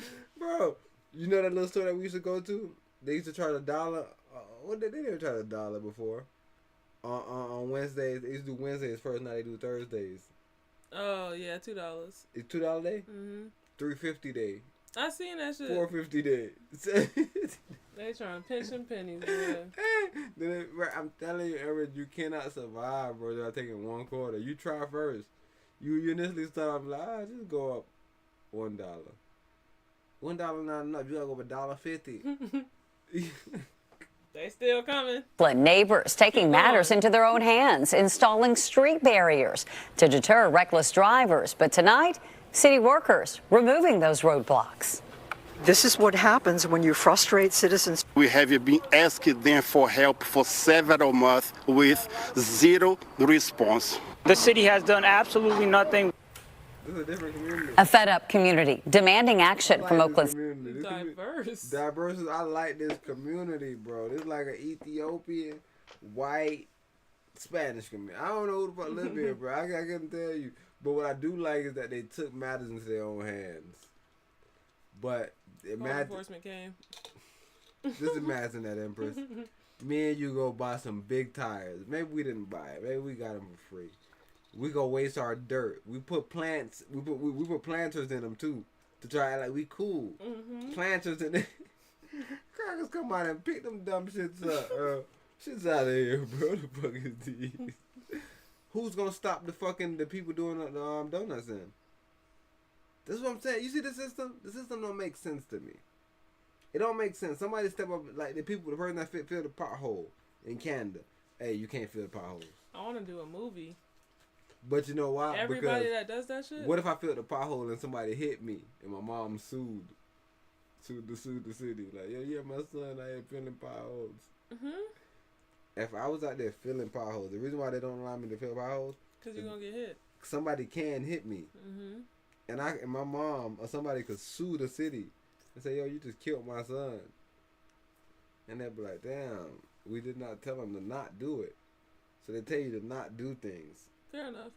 That's the problem with this world. That's what I'm saying, though, because say you need somebody leverage, but you can't find nobody because niggas done put a whole bunch of roadblocks up. So now you don't have idiots doing donuts no more. You need idiots doing donuts, bro. You need to be able to leverage. Like, yo, I'm about to put your ass away for 30 years, bro. You killed two cats. You killed 2 cats, bro, and assaulted a whole neighborhood. You know how you know why people started buying guns? People was tired of that secondhand response. What's that? Man, we gotta let them kill people so we can stop them. Oh nah, it ain't about stopping them. What about it? Sending them to jail. Taking their ass and doing what they did in that one movie, the Messiah one. What they did to him? What they did to him? They turned him into Judas. Judas and the Messiah. I'm about to turn these 2 fucking idiots that think they can drive cars, put them in some ATVs in Iraq, and have their asses get blown up. See, that'd be good, but you still... That's my leverage. You're not getting out unless you serve some military time. We need as much bruhs in jail right now so we can hang over the fucking military, John. We don't need y'all to enlist. We got a whole bunch of fucking prisoners. What are y'all talking about? Yes, the nigga that did the donuts and killed your daughter, he's in Iraq right now about to get his fucking leg blown off. I don't want him in Iraq. I want him dead. I want him dead for what he did. Soon enough. We gotta traumatize him. And that's also another problem. It's like, you shouldn't kill him. You just leave him alive because he could do something else. Yeah. And that's the Emperor's thinking. Because he becomes useful. It's like, oh, he killed somebody? Send him over there. Torture him. He fighting. He fighting. Bro, I'm telling you, bro, that's what this shit is. It become a thing of like, hold on, we just kill a cannon fodder? No, we can use that nigga's cannon fodder over here. He a warrior. Bring him over here. He thought he was tough behind the wheel. Let's show him how tough. You can literally try shit on him. Like, you can, like, blow him out of a cannon. You don't care what happened to him. Bro, he didn't give a fuck about nobody, bro. He ain't got shit to live for. Look at this nigga. Why you over here? Shit, I was doing them fucking donuts in that neighborhood. I thought I was back on. I thought they were looking out for my ass. As soon as I crashed out, man, the 3rd time, too. They let you get off the 1st time, piss everybody off. They let you get off 2nd time, really piss everybody off. They start putting flowers and shit in the road. They come pick it up. 3rd time, they got my ass. Had me doing 6 years of fucking military time. Nah, you 100% right, though. I think that makes way more sense because, like, in my mind, it's like, bro, people put their heart. Those are big tires. You see that old lady? She had at least got a husband. So like everybody that you see, you got to take into consideration. Like, damn, did he put the tires in? Did little bro put the tires in? Did the old white lady put the tires in? I'm just imagining man music. How much labor he did in there for the fucking freak. I'm telling y'all better stop getting, bro. Just because they not saying shit, bro, do not mean these niggas is not watching. They're like, ooh, this gonna be a good slave. No, they always watching. They love watching. Yeah, I'm trying to. Another one, and you got one on the back of your hand. I got one everywhere. I'm dead. Save me. Save me when I wake up. But yeah, so it's going. The cycle is going to get them, bro. It's a very sick cycle, bro, and his mom gonna be like, "What did he do? He just did some donuts." No, ma'am. This is the third time he did it. He's not remorseful. We sending him over the water, over the pond. Yeah, see, that's the thing. Me personally, that's my style of like raising people and being with people. Like, I don't like confronting them. I like watching them fail. But I think in the world, though, I don't think we should do that. I think we should make obstacles. And then the problems is it become an obstacle for everybody, right? Like driving on them stupid speed bumps because people speed through neighborhoods. You put them dumb speed bumps everywhere. It's like, yo, fuck it. If somebody speed through a neighborhood and they hit somebody, just lock them off for life, bro. If you're speeding and you hit somebody, you gotta go to jail for the rest of your life. If you drive regular speed and somebody run across the road, then hey, I can't say nothing about that. But if you speeding through the neighborhood, because that's the whole point of the speed bumps, they're saying you're speeding through neighborhoods and you can hit children. But you never hit a child. So what do you mean I can hit children? I never hit a child before.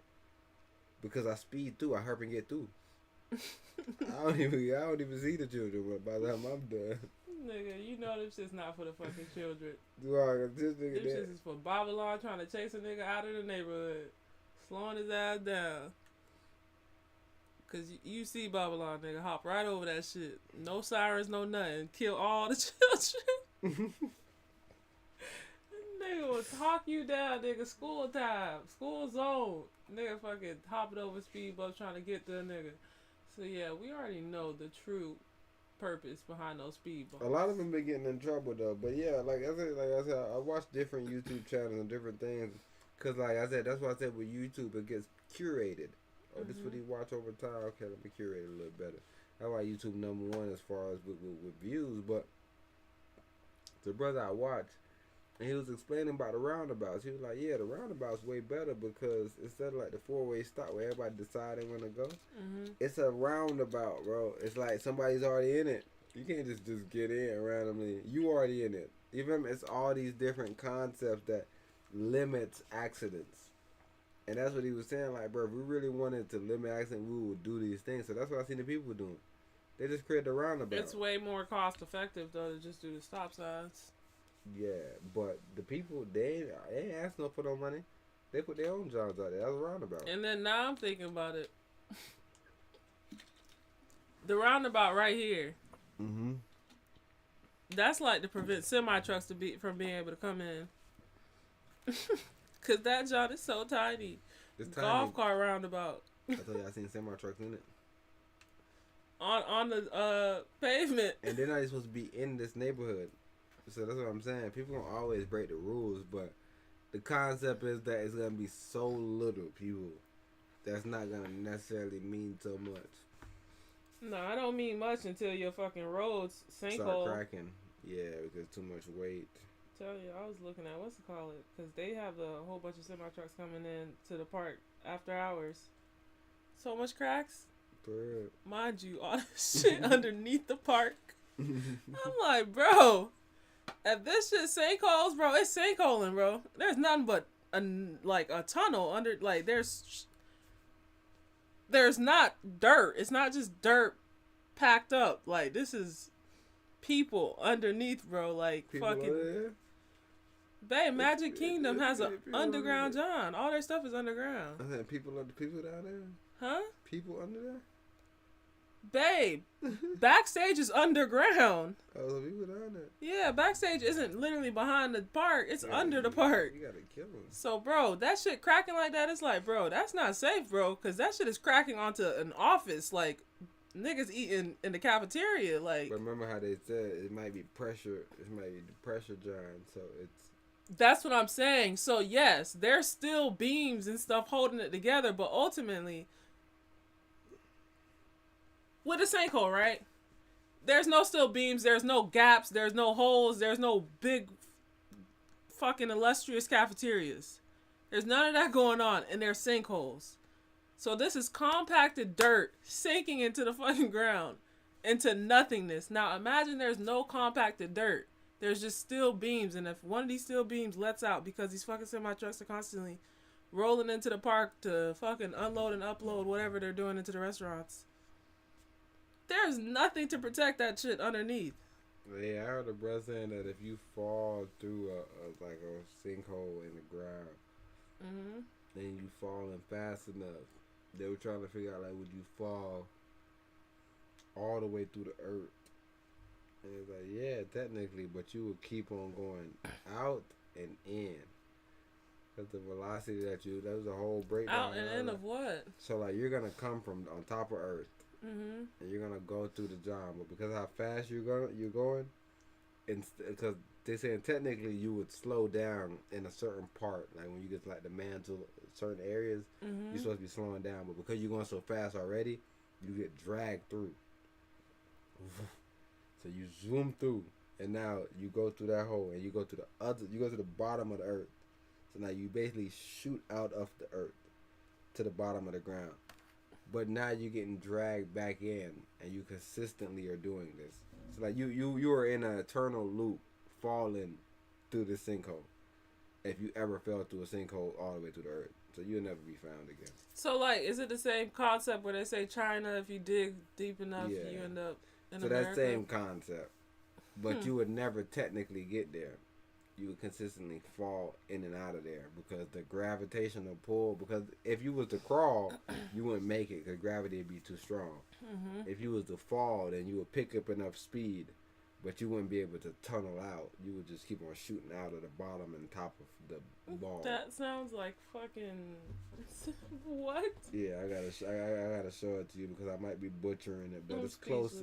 It's close enough to where it's like, yeah, you fall through this bitch and you pick up so much speed, and because when it does fall in though, like it eventually caves in like this. Yeah, you're not gonna fall. So the dirt eventually fills whatever. You don't fall through the earth naturally with a sinkhole. And you're saying a sinkhole technically is caused by what? Underwater, John? It's caused by fucking erosion because you got to think about it. We built stuff on top of land, on top of like water.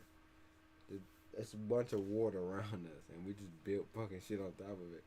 Yeah. So the more that you have those heavy trucks, that's why literally roads have weight. Because it's just concrete that's built over something. So that's the main difference. But yeah, I could run leaders. Good evening, everyone. I'm Heather Holmes. And I'm Mike Meeback. After years of complaining about out-of-control driving, residents taking it upon themselves, placing rock-filled tires out there on the busy streets. New at 10, KTV's Joey Horta live tonight in studio. Joey, the city not allowing those tires to stay? Nope, they took about. City tells us they just found out about these barriers today, and they sent crews out there to remove them, calling them a safety hazard. Frustrated neighbors telling us they plan to replace what was taken down today because they can't rely on the city to solve the problem. Homeowners along this stretch of East 21st Street in Oakland's San Antonio neighborhood are outraged. City crews encountered hecklers Tuesday afternoon while snatching up dozens of dirt-filled tires from the center lane. A group of neighbors admits to taking matters into their own hands by installing the tires as a barrier to prevent reckless driving, including sideshows. They almost killed someone. There's a school up there. Kids have been hit on the street. There are people whose cars have been crashed into and totaled. Neighbors claim the city isn't doing enough to protect them. Odelson Souza says his 2-year-old son almost got hit by a speeding car on the sidewalk. Please help us. What's an invoice? Who else do we go call? Superman? Neighbors also made 3 of their own round Roundabouts, reflective tape included, on nearby 18th Avenue just about 3 months ago. They illegally parked 2 vehicles in the intersection Tuesday to block city crews from taking down a roundabout. Well, we are protesting this. It feels crushing. Yes, we want the city to pay attention to our neighborhood. During our interview, Oakland police drove through the intersection several times without taking action. We are just been so disappointed with the city's inability or unwillingness to respond to clear and present danger. A spokesperson for the city tells us in part, we all want safer streets, but increasing the risk to the public by installing hazards is not the solution. The city will be promptly removing these unauthorized, dangerous installations. Enough of the performative, making everyone feel better, renaming streets after dead rap artists. Do your job. Neighbors say a reckless driver hit one of the tires on Saturday, causing the car to land on its side, and hope it will teach other drivers a lesson. They vow to keep installing more barriers until the city, they say, comes up with a permanent solution. Okay, so obviously you can get an idea of the frustration in that community, but what specific action do they want the city to take here? So they want those barriers, that center median, I should say, removed from the road, and they want speed bumps put in. They say they're not going to hold their breath, though, because they're worried after years of asking that the city is not going to get it done. Frustration in East Oakland. Neighbors taking matters into their own hands, installing street barriers to deter reckless drivers. But tonight, city workers removing those roadblocks. This is what happens when you frustrate citizens. We have been asking them for help for several months with zero response. The city has done absolutely nothing. A fed-up community demanding action from Oakland City leaders. Good evening, everyone. I'm Heather Holmes. And I'm Mike Meeback. After years of complaining about out-of-control driving, residents taking it upon themselves, placing rock-filled tires out there on the busy streets. New at 10, KTV's Joey Horta live tonight in studio. Joey, the city not allowing those tires to stay? Nope, they took about. City tells us they just found out about these barriers today, and they sent crews out there to remove them, calling them a safety hazard. Frustrated neighbors telling us they plan to replace what was taken down today because they can't rely on the city to solve the problem. Homeowners along this stretch of East 21st Street in Oakland's San Antonio neighborhood are outraged. I'm not wrong. You're wrong. This is wrong. City crews encountered hecklers Tuesday afternoon while snatching up dozens of dirt-filled tires from the center lane. A group of neighbors admits to taking matters into their own hands by installing the tires as a barrier to prevent reckless driving, including sideshows. They almost killed someone. There's a school up there. Kids have been hit on the street. There are people whose cars have been crashed into and totaled. Neighbors claim the city isn't doing enough to protect them. Odilson Souza says his 2-year-old son almost got hit by a speeding car on the sidewalk. Please help us. Who else we go call? Superman? Neighbors also made 3 of their own roundabouts, reflective tape included, on nearby 18th Avenue just about 3 months ago. They illegally parked 2 vehicles in the intersection Tuesday to block city crews from taking down a roundabout. Well, we are protesting this. It feels crushing. Yes, we want the city to pay attention to our neighborhood. During our interview, Oakland police drove through the intersection several times without taking action. We are just been so disappointed with the city's inability or unwillingness to respond to clear and present danger. A spokesperson for the city tells us in part, we all want safer streets, but increasing the risk to the public by installing hazards is not the solution. The city will be promptly removing these unauthorized, dangerous installations. Enough of the performative, making everyone feel better, renaming streets after dead rap artists. Do your job. Neighbors say a reckless driver hit one of the tires on Saturday, causing the car to land on its side, and hope it will teach other drivers a lesson.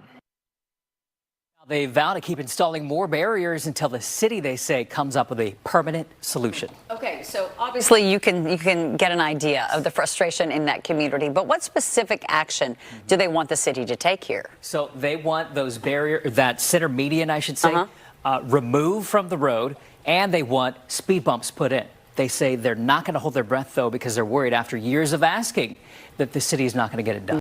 Frustration in East Oakland. Neighbors taking matters into their own hands. Mailed in May to the widow of Tuan Larry. Lay. It's asking her to pay the city $461 to make up for an overpayment sent to Lay during a ransomware attack last year.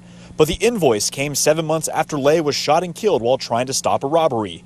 The Oakland Police Union says Lay's wife is still grieving. Realistically, the letter that we saw that was sent to her, we were infurious with it because how devastating it is for her to go through the experience that she's going through. Lay's widow alerted the police union, which sent a letter to City Hall asking them to leave her alone.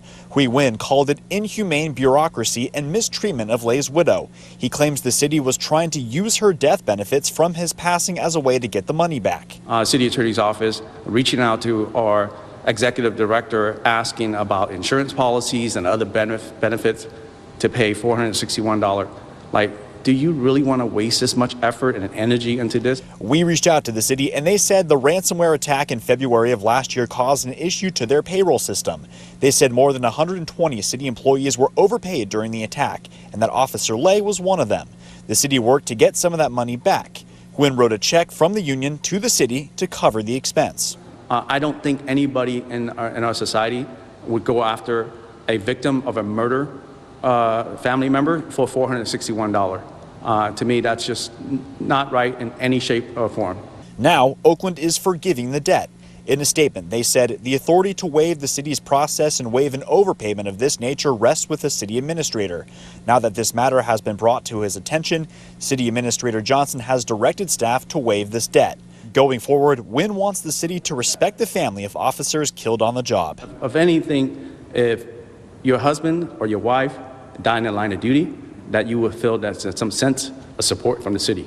The city's statement also said they apologize for any distress or inconvenience this caused. In Oakland, Ryan Curry, ABC 7 News. Them folks about to come back and be like, ma'am, you actually owe us $4,600. Underwater electric scooter. Normally I don't buy stuff this stupid, but I have to admit, I was intrigued. I've got... Yeah, you gonna let his ass know you ain't paid? Uh-huh. Remember that $461? Yes. We let you off? We was charging you $70. We was letting you know you paid some of it. Come on, man. Chan paid it. Thank you. Yo. Yeah. They diabolical. See, bro, I'm telling you. And the fact that he was saying, oh, I don't think. No, they all do this. This is what they do.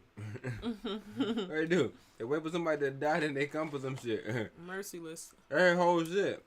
Oh, brother, the brother that died knew about this whole thing? Oh, these new people, they don't know about it? Alright, no, I ain't gonna do nothing crazy to him. I'm just gonna ask them for it. What do you mean you gonna ask them for it? They don't know about it. Yeah, that's why I feel like they're gonna pay it. Because they don't know about it. It's gonna sound weird and crazy to them, and then we're gonna force it on them. That's all they started to do. They started applying pressure. It's not like they come in chill. They applying pressure about the whole situation. Right. So that was in where? That was in Dago? Oakland. Okay. He's known to many people as the Bubble Man. He drives around in this Bubble World truck and puts on performances around San Diego.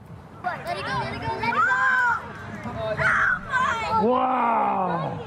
Huge bubbles. It was so fun chasing them down, trying to pop them. Sandy Snakenberg has been blowing bubbles and bringing smiles to people's faces for more than a decade. Bubbleology is the science, art, and magic of bubbles. And that magic has a way of bringing people of all ages together. I mean, it made me feel like a kid, so. Oh, they were humongous. They were big, there were small ones, there was all kinds of different sizes. I've never seen anything like that before. Sandy's love for bubbles inspired him to create his nonprofit Bubble World. His truck is not only used for work, but also where he lives.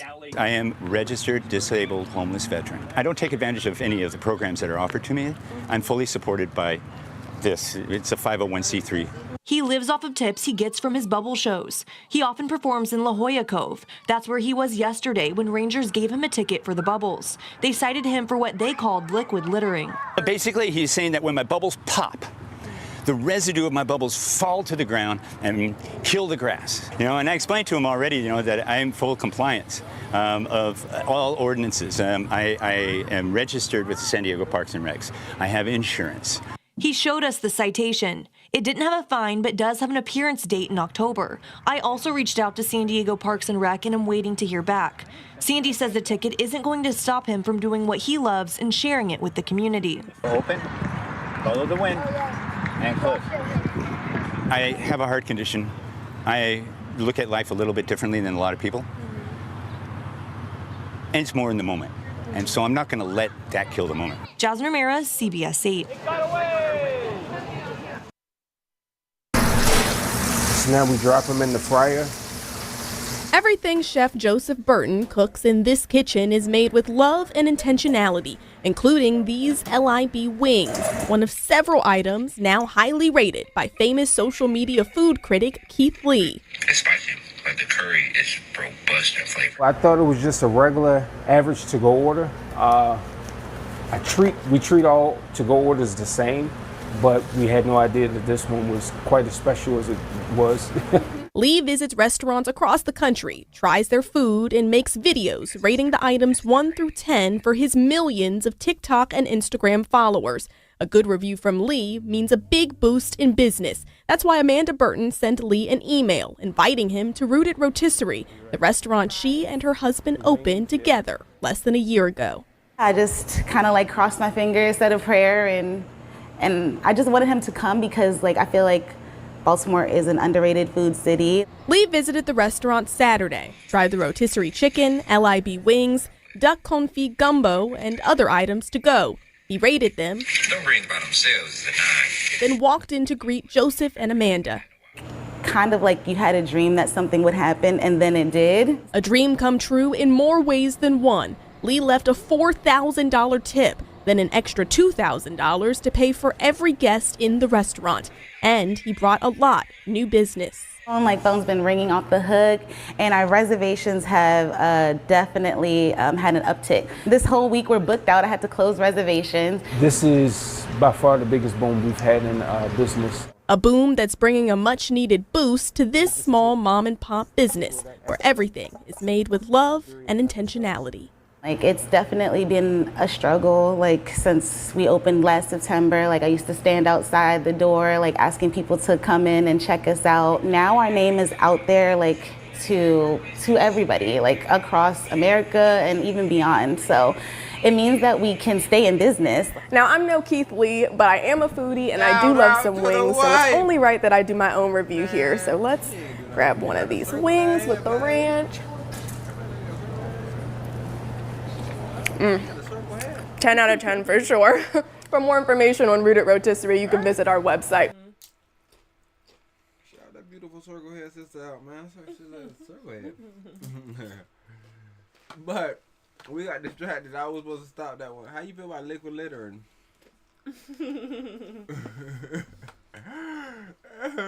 California needs to be stopped, is all I can say, bro. They stopped the yoga people. They're stopping the bubble people. They need to be stopped. The state of California, bro, is in a state of emergency with these fucking public servants. Oakland. They just stopped the people putting out some barriers. Say this, so California really weird. Hell yeah, if I asked you, you went that big. You right up the alley. Right. But in Denver, they say shit going crazier. I get to our top story of the. I'm trying to find the ones I seen in Oakland, boy. I think I saved it. Oakland's so crazy. Oakland's so crazy right now. You seen the one with a group of Venezuelans walking up to the apartments? That's the one. You seen the other one with the Venezuelans hopping the John, hopping over the there was the jewelry John. You know you wear your gold. I didn't see that one. Oh yeah, they ran in the back. There was some ladies. They were trying to close the door every week. Every week, bro, bust that bitch open over there. No, we have to close early. They still end up closing the door. The people in there, I was like, hold on. If these are there might criminals? be more. I ain't know. Might be more of them. Morning. So this is brand new video obtained here at Fox 31. This is at an apartment complex in Aurora showing men with long guns and pistols in their hands. This is at an apartment building, and a pretty concerning video that is now going viral on social media. National news is picking this up, but we've been following. I get to our top story of the morning. So this is brand new video obtained here at Fox 31. This is at an apartment complex in Aurora showing men with long guns and pistols in their hands. This is at an apartment building, and a pretty concerning video that is now going viral on social media. National news is picking this up, but we've been following this locally for weeks, and we have questions. City council members and people living in the area claim this is part of a gang takeover in several parts of the city. Those claims now getting national attention. So we wanted to go right to the mayor. Mayor Mike Kaufman joins us live via Zoom this morning to talk more about this situation. First of all, thank you for taking some time out. I know you're dealing with a lot. When you see this video, what do you think? Because I don't live in Aurora, but I think to myself, holy cow, if I lived in Aurora, I'd be freaking out right now. Well, let me put it in context first. This concern that it's 3 apartment complexes, but that's not to minimize it at all. But we're, the 51st largest city in America. We're 400,000 in population, and so, but there are 3 apartment complexes that we believe in where there is a concentration of Venezuelan migrants, and the criminality is unfortunately followed. So we have a task force with local, state, and our federal law enforcement partners working on it to root these criminals out and get them off the streets. But it certainly concerns me. But it is in 3 apartment complexes. Now, you and I talked about this issue of apartment complexes, migrant gangs. We talked about this at length last week. And I did ask you if you knew about armed people going around and intimidating people at these complexes. And you said you did know that this was happening to the apartment building owners, and to an extent that we knew it was happening to people who lived there. But my question is, when did you first see this video, and when did you know it was to the extent that we're seeing in this video?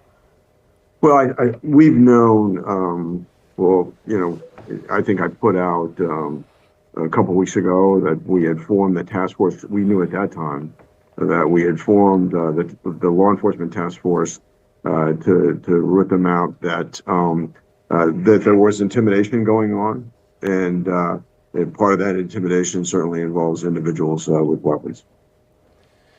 Mr. Mayor, why Aurora? I've got people from across the country sending me messages. What's going on in Aurora? Why are these gangs in Aurora? Do we know why they came here? Why they seem to be taking over some spots in our city? So I'm trying to trace it back right now. I can tell you, some things that are unconfirmed that I believe are true. I think we know that these gang elements are attracted to concentrations of Venezuelan migrants. That's unfortunately, there's a lot of criminality in Venezuela. It's basically a failed state. The role of the police department there is to protect the government. It's not to protect the people. And so, unfortunately, some of these criminal elements have come up with the migrants. It's my understanding that Venezuela does not share criminal histories with the United States, and so it's very difficult to vet them at the border, yet they've been allowed to come in anyway. People can cross the border illegally, be arrested, and then receive humanitarian parole to apply. They've applied for political asylum until their cases can be adjudicated. It's a terrible combination where they come into the country. They don't have access to a work permit for 6 months. They don't have resources. I think what happened, and again, I'm trying to trace this back, is that what happened is we had, we have some buildings that unfortunately are pretty run down, have a high vacancy rate or relatively low rent. And I think somebody placed them there. Is it an agency of the federal government, perhaps, using some of our local nonprofit partners here as a conduit? Because the city of Aurora took a position early on that we were not going to participate in the migrant crisis. We were not going to provide taxpayer support, and we were not even going to be a conduit for federal dollars to come in to provide assistance. This is not our problem. This is a problem created by the federal government at the border with bad policy. And so it's the federal government that needs to solve this problem, not the city of Aurora. But somehow we've gotten this problem. We inherited this problem involuntarily, and so I'm trying to walk it back and say, I believe that these people just didn't go there on their own. I think somebody put them there, and I'm trying to find out right now. And I have a meeting with a leader who really understands the nonprofit organizations that provide assistance, who provided this assistance, who made this decision to put them there. The national spotlight right now is on the city of Aurora. I asked you this same question last week as a yes or no answer. I'd like you to elaborate today. Is Aurora a safe place? Absolutely. I think, you're talking about a city of well over 400,000 people, 51st largest city in America. And this is a very isolated problem. We have other isolated problems that we're trying to deal with. And I, as certainly the mayor, I don't believe you surrender any part of this city to a criminal element, whether it's sections of Aurora to, prostitution and drug dealing, or it's these criminal elements from this Venezuelan criminal elements that are preying upon their own people, but in doing so have taken over several apartment complexes. So if we have to, and I hope we don't, I hope we can move these people out without pushing everybody out of the entire apartment building. But I'll tell you, as somebody who was in counterinsurgency warfare in Iraq. Alarming claims in the town of Brookside, allegations of illegal policing and racial profiling. You want me to explain this to you? Brookside's police chief resigned after allegations of improper and excessive traffic stops and policing. They were literally being tossed out of their cars, on the street, vehicles taken, had to walk to safety. We're gonna deal with this, brother. We're gonna deal with this. What's your name? I think What's your name? they were looking for easy targets. Alexis Thomas takes us back to the day she and her mother, Shakitha, were arrested by officers in Brookside, Alabama in 2022. Both sent to jail, both their cars towed and impounded, costing them thousands of dollars. Pulled over because her mother's car had a broken tag light. What's going through your mind? Oh my God. I was terrified. What is really going on here? According to a pending class action lawsuit, the city allegedly deployed its police department not to protect the public, but to generate revenue, boosting its budget 640% with fines and forfeitures in 2 years, purchasing this armored vehicle and naming its department's canine Cash. Something's not right.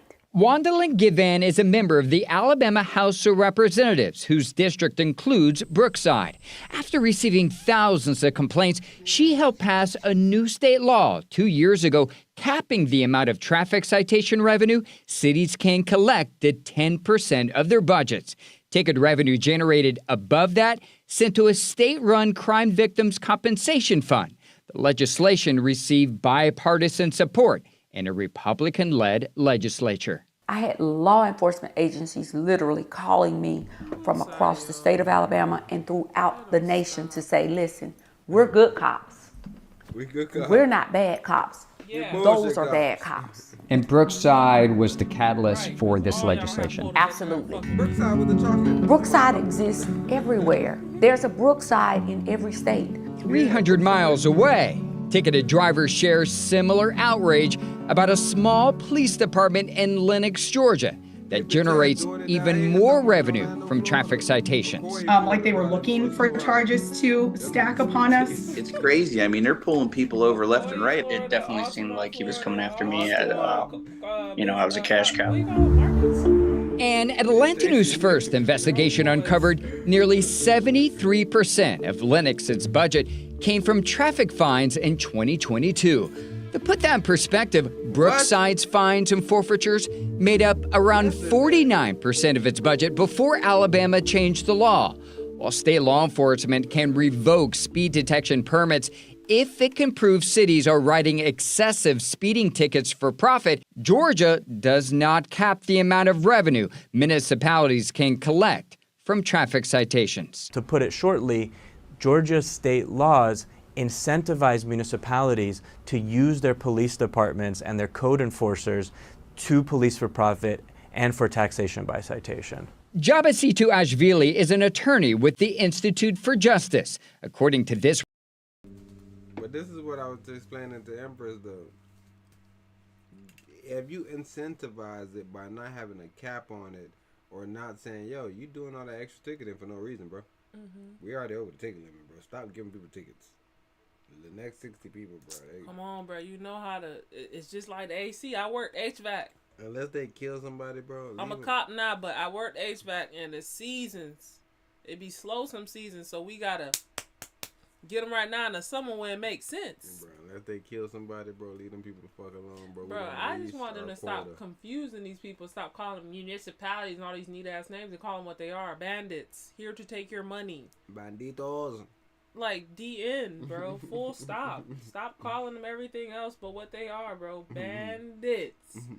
Here to take your money. Revenue generators. Bro. Yeah, these bros funny though, but that's what I was saying though. Like the fact that there's no cap, that's why they so much over fucking Brookside. She thought Brookside was bad. It's a Lenox, Georgia everywhere. Fuck that. Nigga, Brookside didn't fail in comparison. 50% basically, a little bit under 50% of y'all Brookside tickets. getting laughed at by Lenox. Come on, man, y'all ain't really. 70, all them black people over there, man. 72%, bro. Bro, y'all can make at least a meal a day over there, bro. Bro. Make y'all some meals. Y'all was at almost 50% and y'all was eating. We at 72% and we still ain't making as much as y'all. So y'all know y'all market bigger. Them niggas over there stupider. I know what them crackers saying, bro. But that's wild that they would choose to treat you like this. And then it's even wilder because they said, yo, we gonna give it to our special victims. That's you can't just be a victim. You have to be a special victim. Special victim unit. Bro. What's that, brother? Report produced by. Just watching. This guy. Mayor Mike Kaufman. You say he's democratically elected. I think he Republican the way I'm hearing him speak right now, but. Two things. Let's double check. Word on the street is. Because this brother right here said, yo, we told him we ain't want none of them people in our shit. Texas ain't playing that shit. Texas dropped off a whole bunch of people at Kamala House. So, yo, you got a public address? Okay. Put them right on your fucking lawn. So, yeah, black bro was mad about people being in his grass.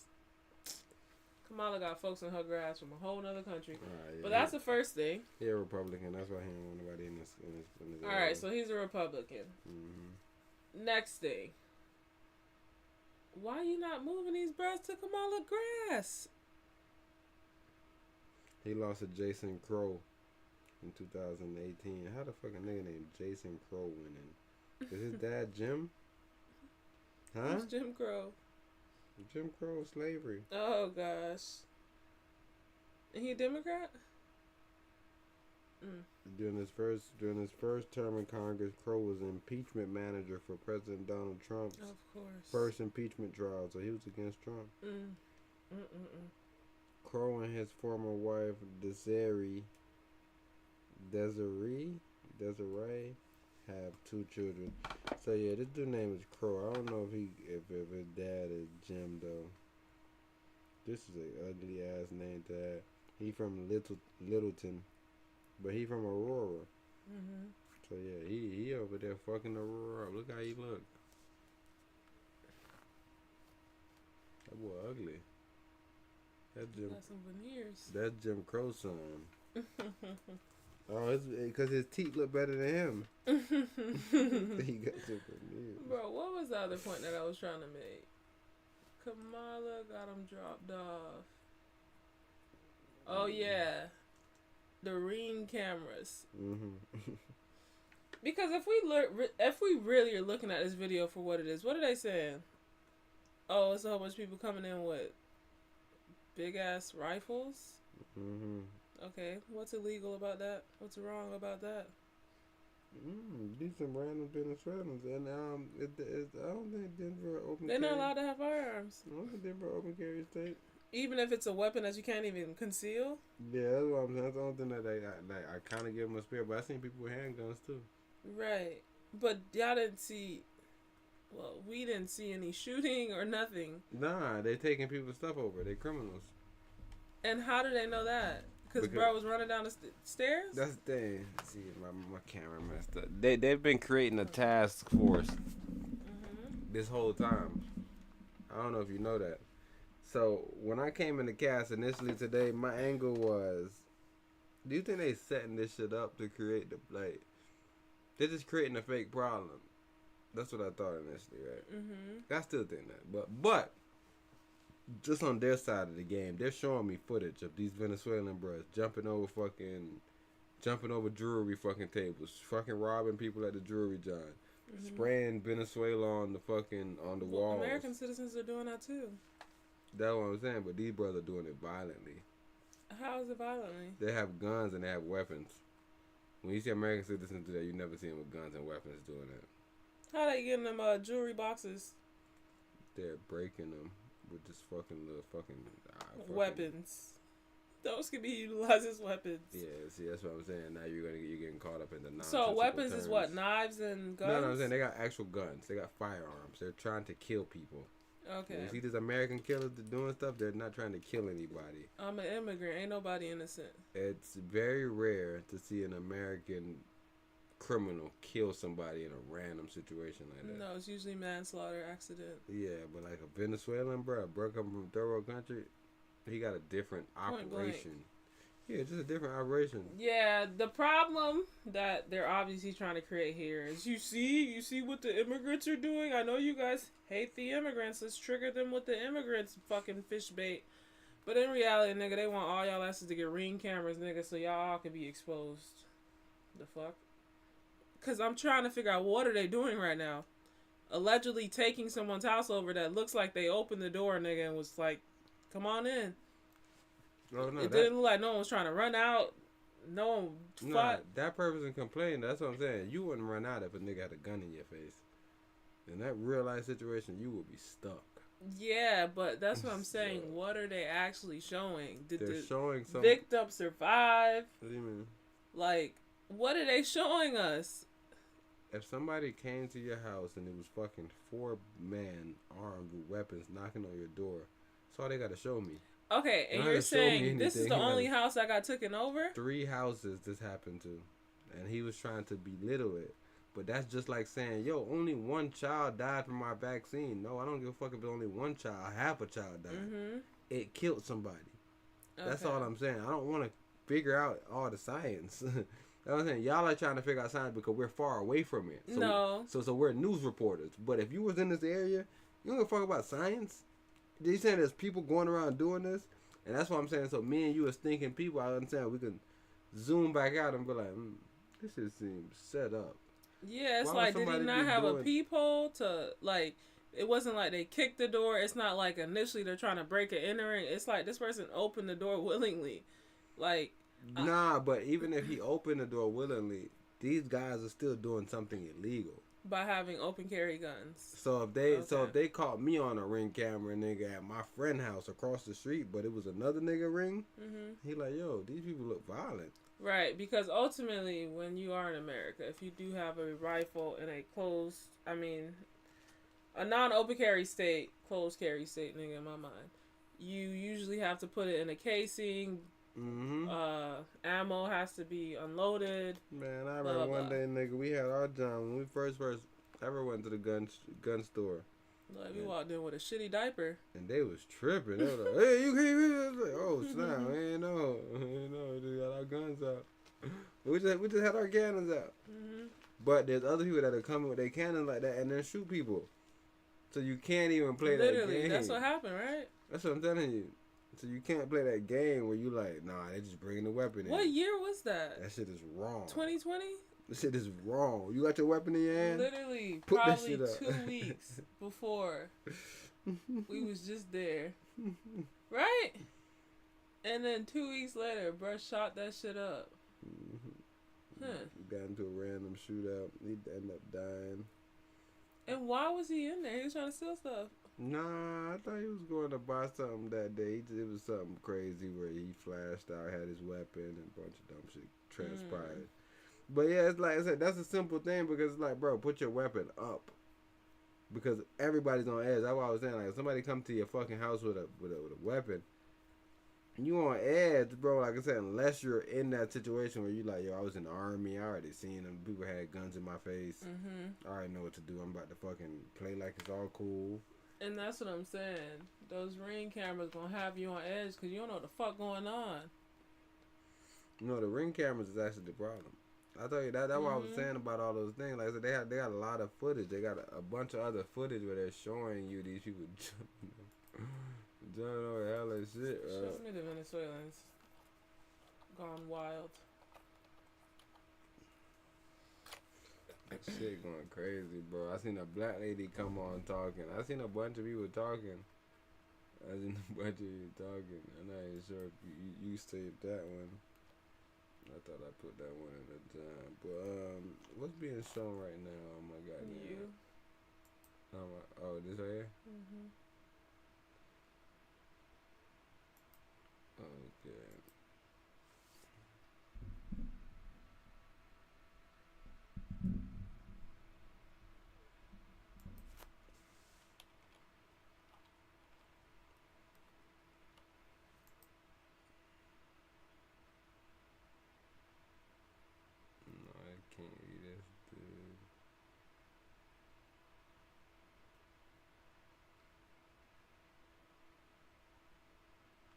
But let's see, 15 hours.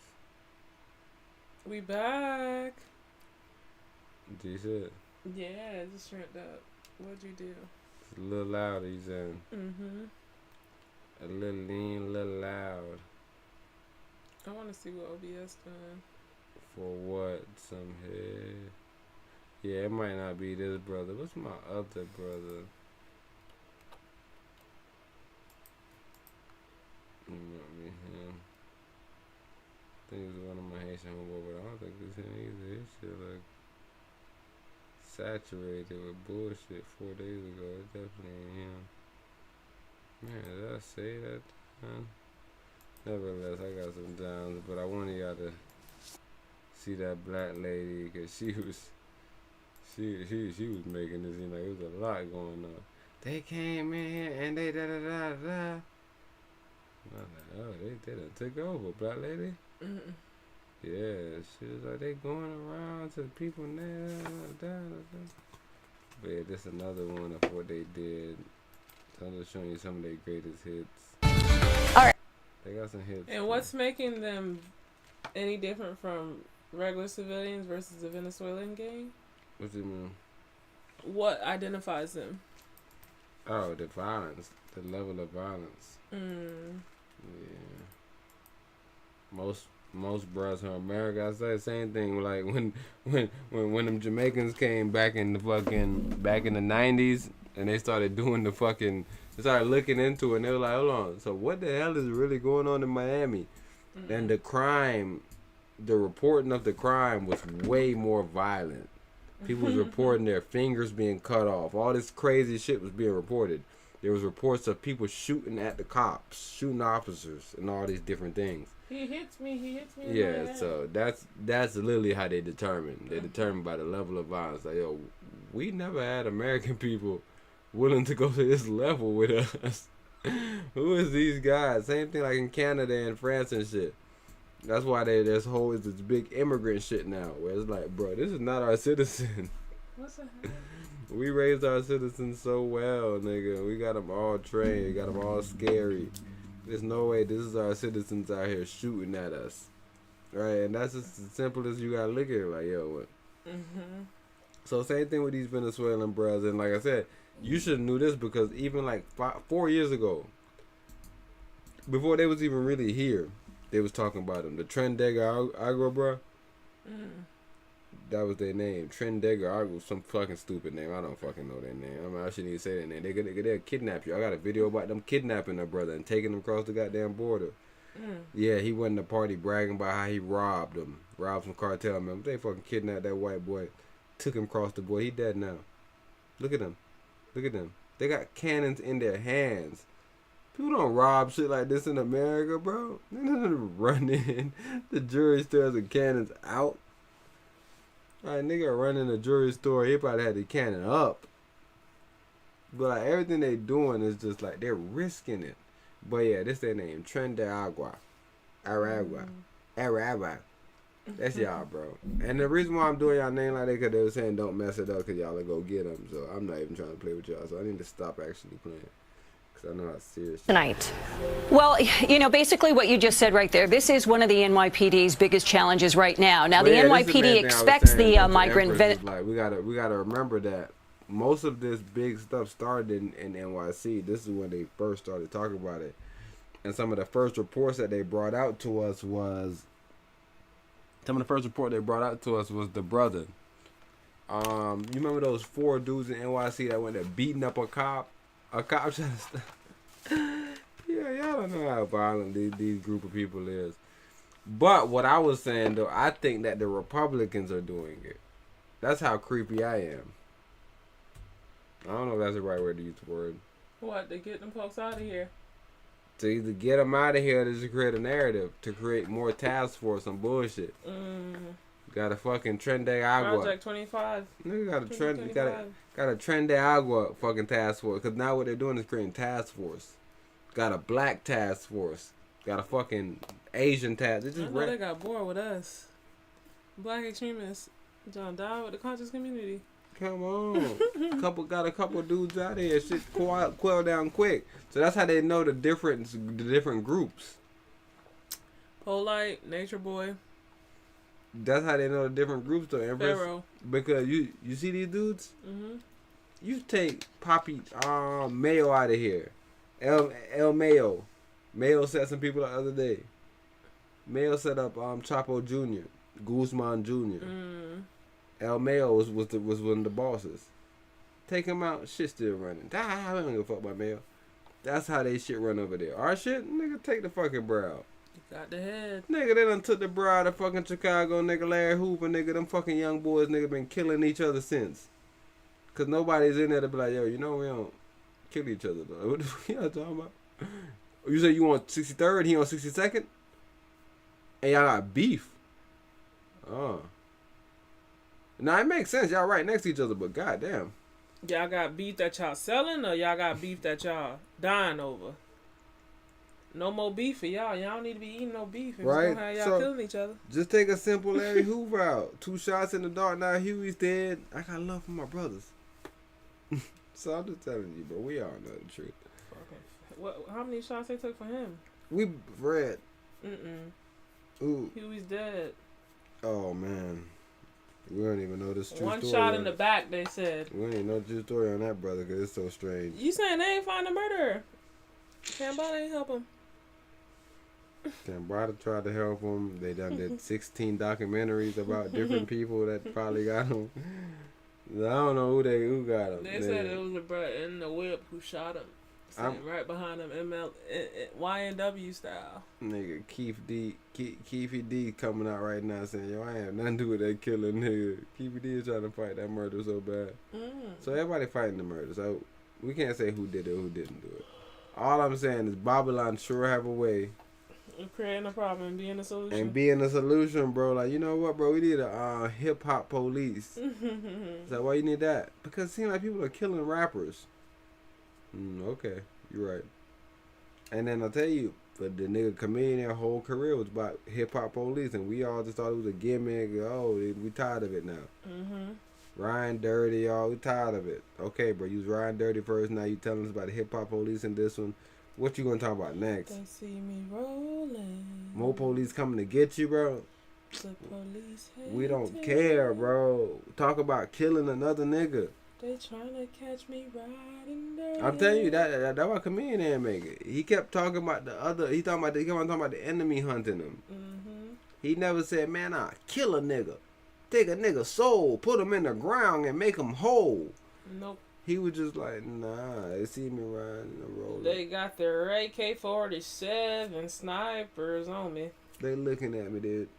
They're waiting on me. I'm African as fuck too. I don't even know if y'all know that. He's Nigerian, right? Yeah. Right, so he was African as fuck that whole time. I never knew he was African. I'm Jamaican. I thought for sure he was American. They're trying to take my green card. That's what I'm trying to tell you. So this how they know the different people. They're like, yo, he willing to risk it. So I gotta run away real fast in my green car. Think about Praz. I'm just telling you, bro. Praz must have been doing some donuts. They know who they found Praz. They know who they messing with, bro. They know the people that they gotta watch. Or they know. Zuck, that's you helping? That's you helping? Yeah, they know the people that Give me your green card. That may pull up and be like, nah, I ain't. Huh? Your green card. Oh, America?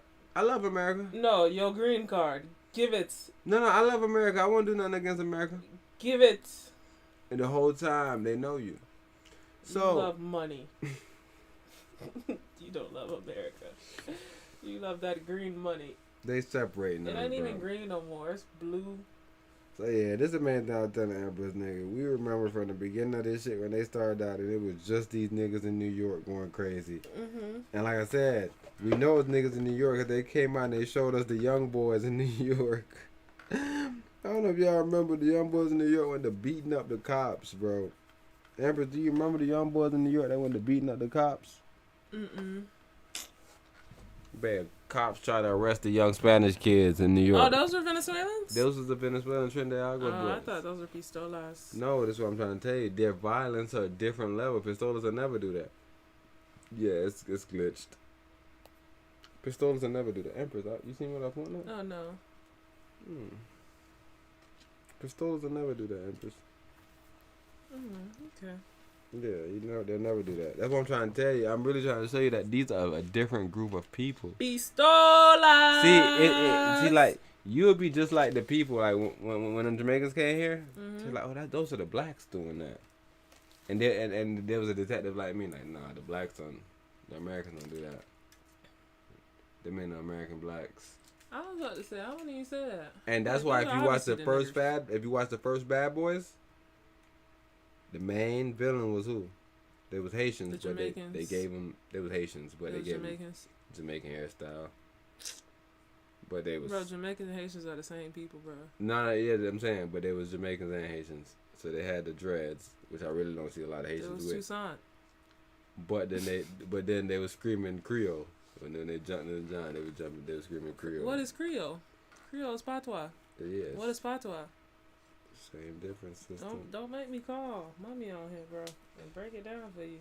So that's the main thing. Nah, that's facts though, because I think it's snap. Pillow. Yeah. But yeah, so the first villains, bro, was immigrants, bro. they knew that you. Ain't nobody innocent. Yeah, you took it to a level where it's like, hold on. So you gonna shoot at the cop too? It's like, hold on, that's the only person I'm looking to shoot at. Yeah, me and this dude, we about to fight. What you talking about? That cop got guns, and that's how we think of it. It's different in the islands. And like I remember when, shout out to Garland Nixon. I've been talking about my brother a lot, but shout out to Garland Nixon. But he was saying this when he went to. I want to say Venezuela. I want to say when he went to Venezuela, Empress. He said he went there and it was this whole gun narrative. Like, yo, do you know these people got weapons? He said he went to politicking with the people on the ground. And they were like, yeah, we got this just in case the government get out of control. And he was like, oh, snap. That changed his whole perspective on it. Where it's like, nigga, first of all, the government trusts the people to be like, yeah, y'all can arm yourselves. Right? And the people also got the common sense to be like, yo, this is to defend ourselves against the government or any foreign invaders. So if some random fucking foreign invaders come in here, what the hell are we going to do? We just going to let them take our land? Right? So it's all these different concepts. And Garland was like, yo, him just actually being on the ground and experiencing Venezuela. So I think it was definitely Venezuela because they were talking about Maduro. And Venezuela was doing the deal with Haiti. Remember Venezuela? Yeah, that was Maduro. Right, so they was demonizing Venezuela. So I tell you, when I heard this story initially, I was like, man, I gotta bring this up because I really want to ask the Empress. Like, did this shit seem like it's planned? Because it just seems so stupid. Like the same thing you saying, like, hold on, so you saying some people just ran up to like a door like that? Did they clear out the whole apartment building? Because that don't make any sense. They're just gonna take one. They're gonna take one building, like one apartment, like with their guns out like that, instead of just going up to the apartment and knocking on it and then going in. Like, why would they be so? I don't know. I don't know, but like I said, I wanted to show it to you because it seemed kind of far-fetched. It seemed like, why would somebody be so sloppy in a situation?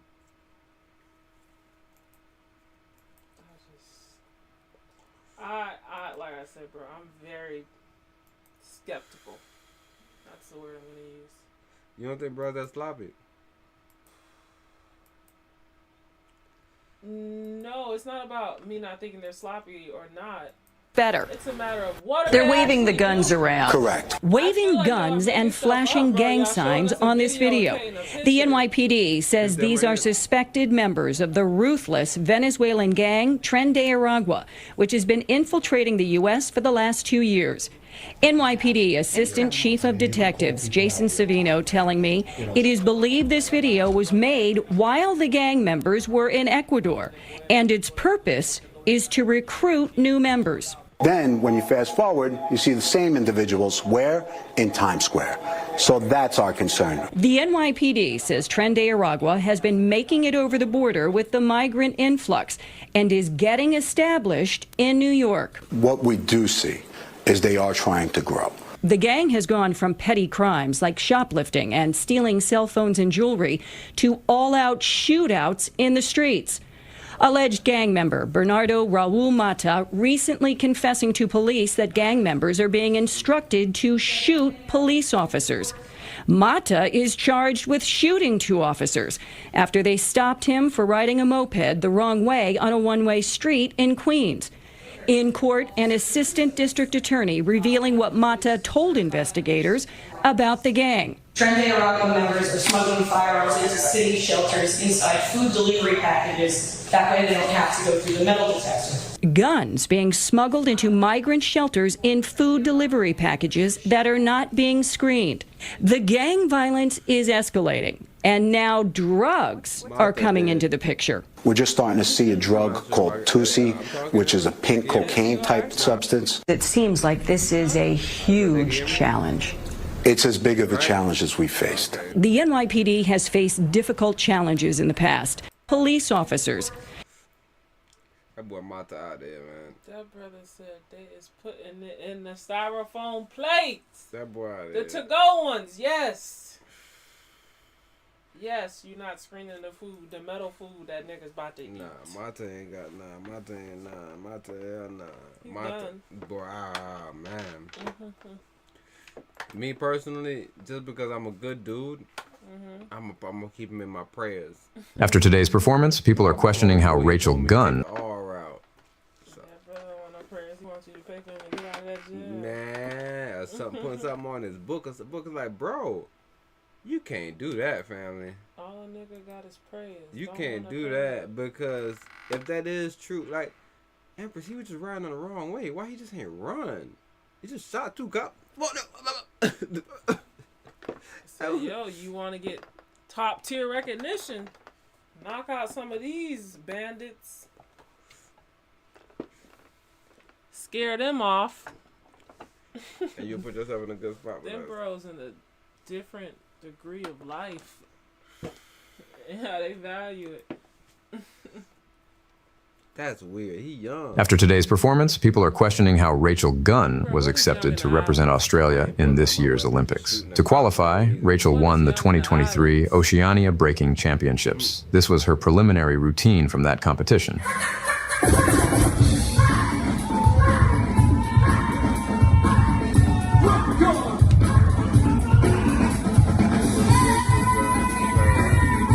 After today's performance, people are questioning how Rachel Gunn was accepted to represent Australia in this year's Olympics. To qualify, Rachel won the 2023 Oceania Breaking Championships. This was her preliminary routine from that competition.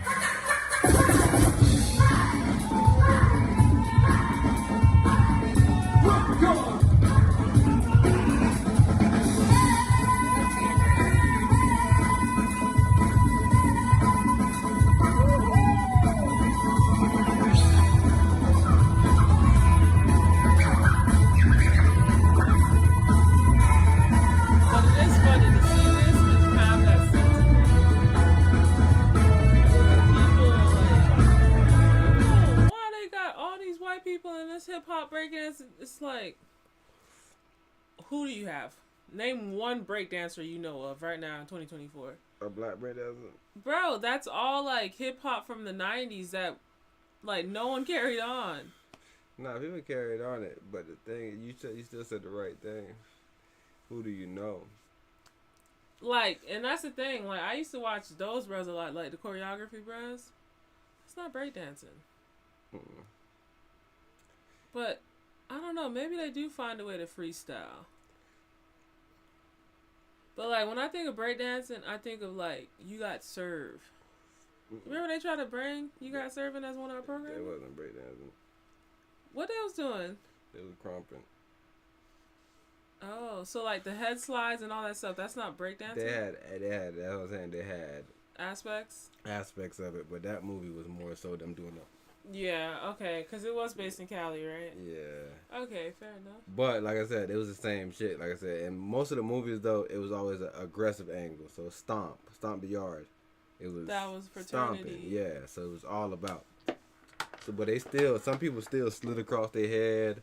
It was always a different angle of breakdancing, but and that's what I was saying, like, where is black people doing it, and also where do we sign up? Like them sorry ass people that made that 3-on-3 team. Where the fuck do you sign up at? Nah, those are corporations that they go to, right? Yeah, and they gotta be. But Jimmer Fredette plays overseas for the Shanghai Sharks, so he has to have time. But wait, it just he happened. Played for the U.S. You saying? No, yeah, he played for the U.S. 3-on-3. Okay. But the Gabby Williams girl, she plays for France. She played for France national team, right? Mm-hmm. And she was supposed to play for Chicago a couple years back. Mm-hmm.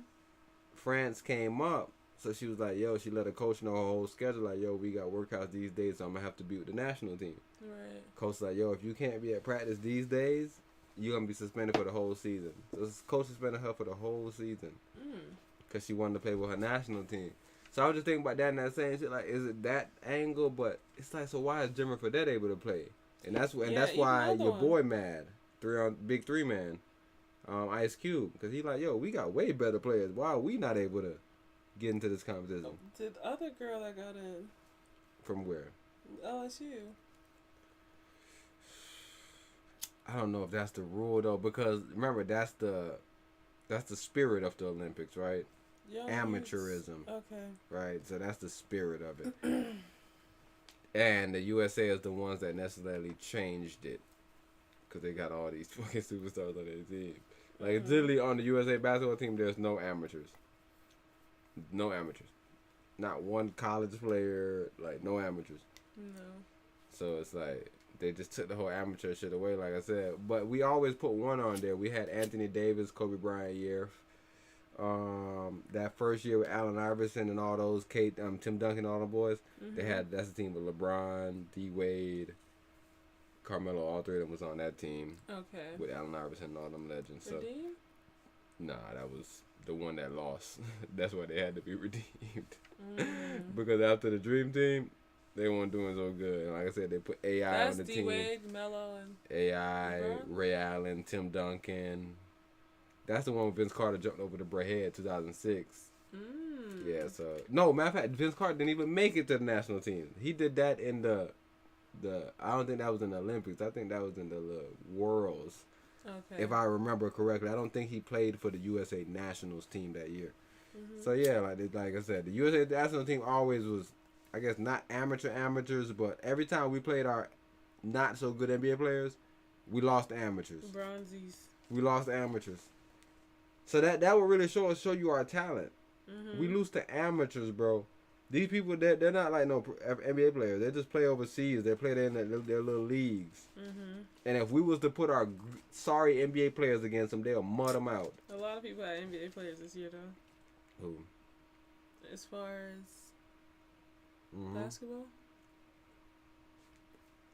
So all the teams that qualified had NBA players.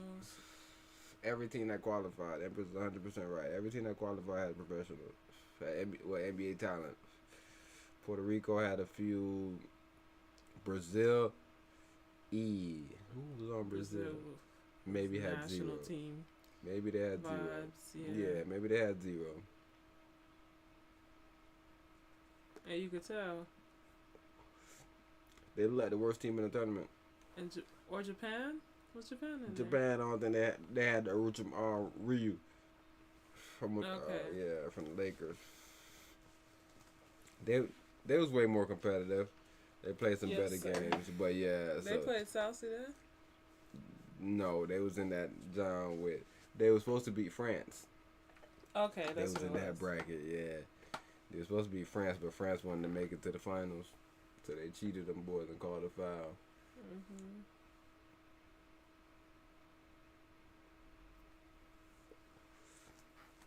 It's based on what me and Empress telling you, nigga. Show you that they had some type of talent. That they was able to be so competitive that it came down to the last shot against the team that ended up winning the silver in the Olympics. That's what Japan did. Japan basically lost to the silver medalist by 1 point, nigga. A buzzer beater. Right? So, and like I said, they had Ryu. One NBA player, and he wasn't really hooping like that. Right. So even with Giannis' team, he's the only current NBA player. They got other NBA players, but none of them are current. So they got my homeboy that I'm always talking about, that's bald headed from Florida. He played down here. Tonight's series.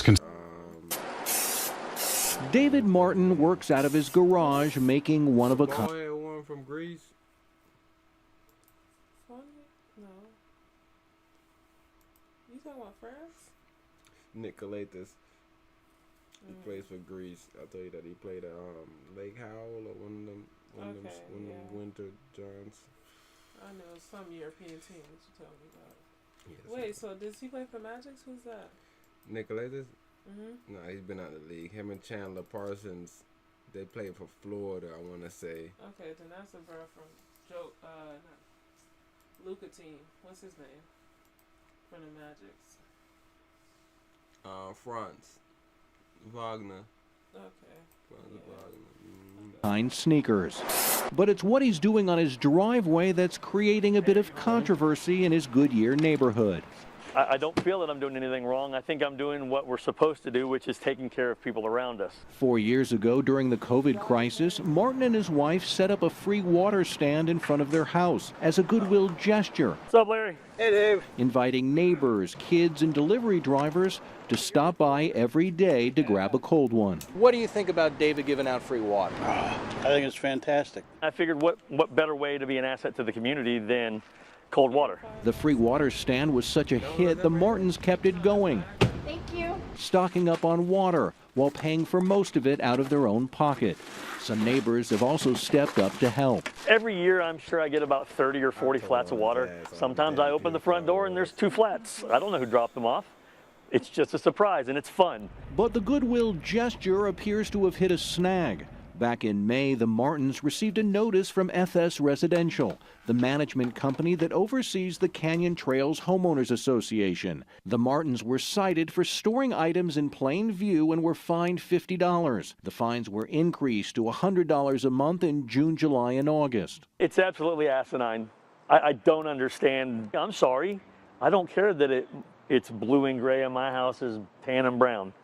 It's a water cooler with cold water for the community. Martin tells us he was contacted by his HOA a couple years ago and was under the impression it was okay to have the water stand. What he wants to know now is, why is this an issue again after all these years? I just don't understand what fight they have, why they want to fight, because I've made it very, very clear I'm not stepping away. I'm not putting the cooler away. Arizona's family has reached out to the HOA and management company and asked them to explain their position and whether there could be some type of resolution, but we have not heard back. Martin says even if the fines continue to climb, what's up, Sean? He won't stop giving out free water. I'm going to continue to take care of the community in the best way I can.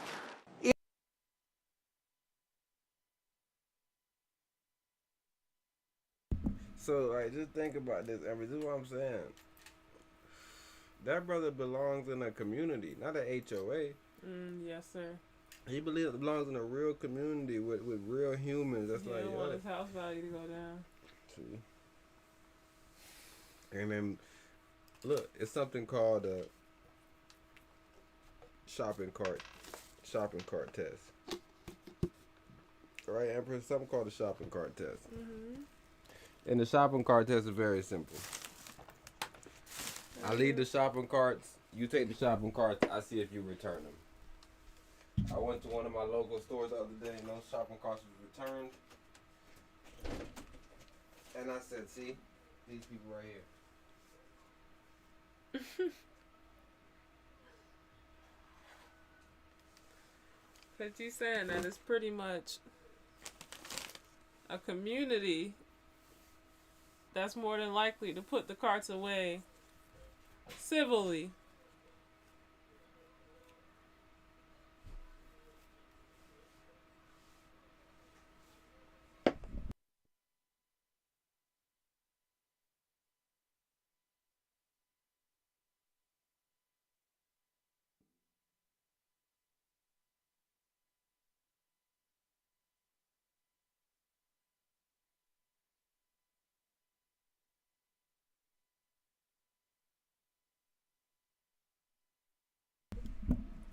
Just left, standing out, just in limbo.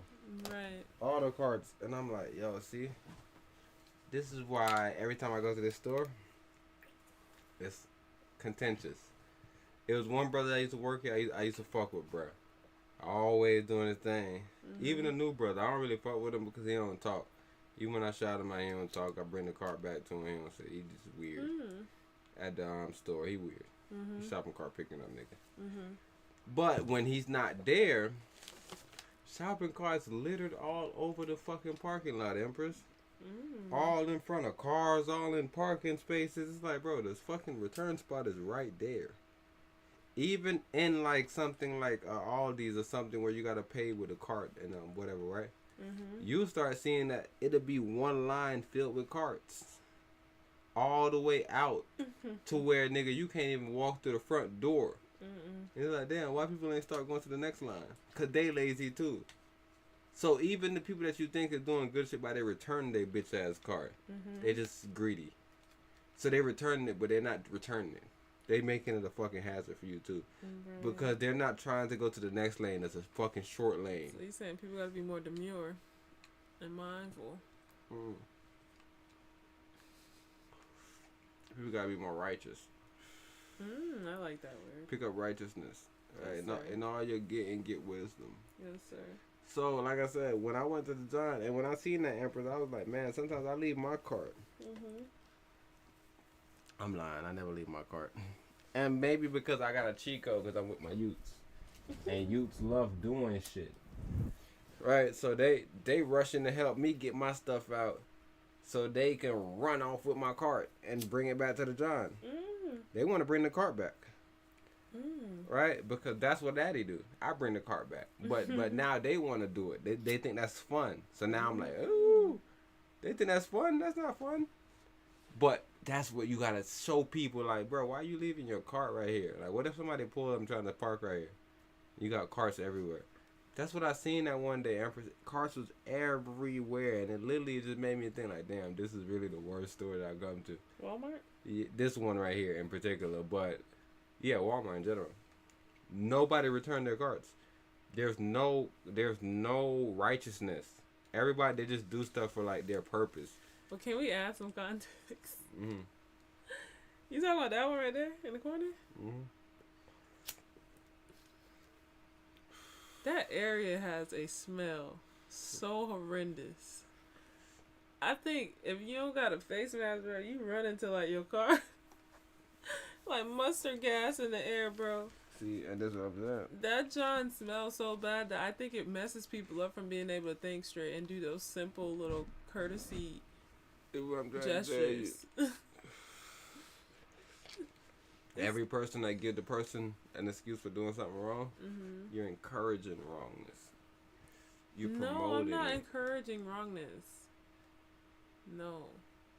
Do the right thing, which is to be I'm just patient. telling you get rewarded for dropping your cart off wherever you at and jumping in your whip and driving on real fast.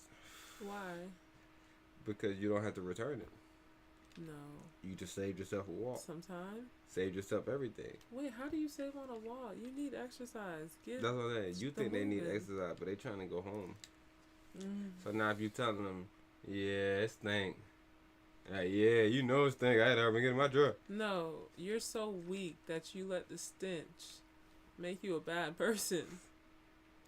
That's what I'm acknowledging right now. All I'm telling you, Empress, at most of these stores, yes, sir. Even at one of our stores right here, Save, they put it on the sign. Stealing a card is a crime. You will be blah blah blah blah blah blah blah blah. Don't steal cards. They had to start doing the all these John where you gotta put a quarter in. Ooh.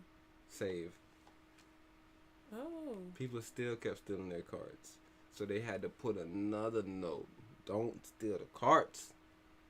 If we catch you leaving the premises with the cards, you will be prosecuted. People still stealing the cards, Empress. They got like 7 cards. One of the other stores that just moved in, the President's. Oh man, they get got all the time because it like that's the bros with no whips. They stealing cards. That's the bros with no whips. I'm saying the store itself. You go in their parking spot and you go in their cart station. You like, hold on, not their cart. This not their cart. But they got all these different cards. I'm just telling you, Emperor, this is what you in, bro. It's a dog-eat-dog world you in right now. Bro, and it's vicious because you thought, like, well, you would think because they're so innovative at Walmart with their fucking penny cost saving expenditures. They like, bro, we can't afford to be losing these cards, bro. Fucking whole piece of machinery, nigga, that you gotta keep. No. Them niggas start doing the line job with the magnetic strips. Whole tire, you gotta pick it. Even if you pick it up and go over, right? It has some type of tech, patented tech, nigga, but that stops it. If you a jug and you tried enough, eventually you gonna figure something out. This is what I'm trying to tell you. The problem is when that dude missing and he suck. The dude that I'm telling you that's not nice. He's not very good. Not a good dude. There's another dude out there that he quit. I think he quit, but I told him about the channel. He used to be tuned in. He's like, bro, what you do? Interested? Like, man, bro, I was out here with you just doing your thing. Bam. I'm just politicking with him. He's like, yeah, I ran into this one bro, older dude. He telling me he do this, da da da. I'm gonna start politicking with him. I don't see bro no more. So now it's a new little young nigga, younger bro. Every time I see him, that nigga look just like that.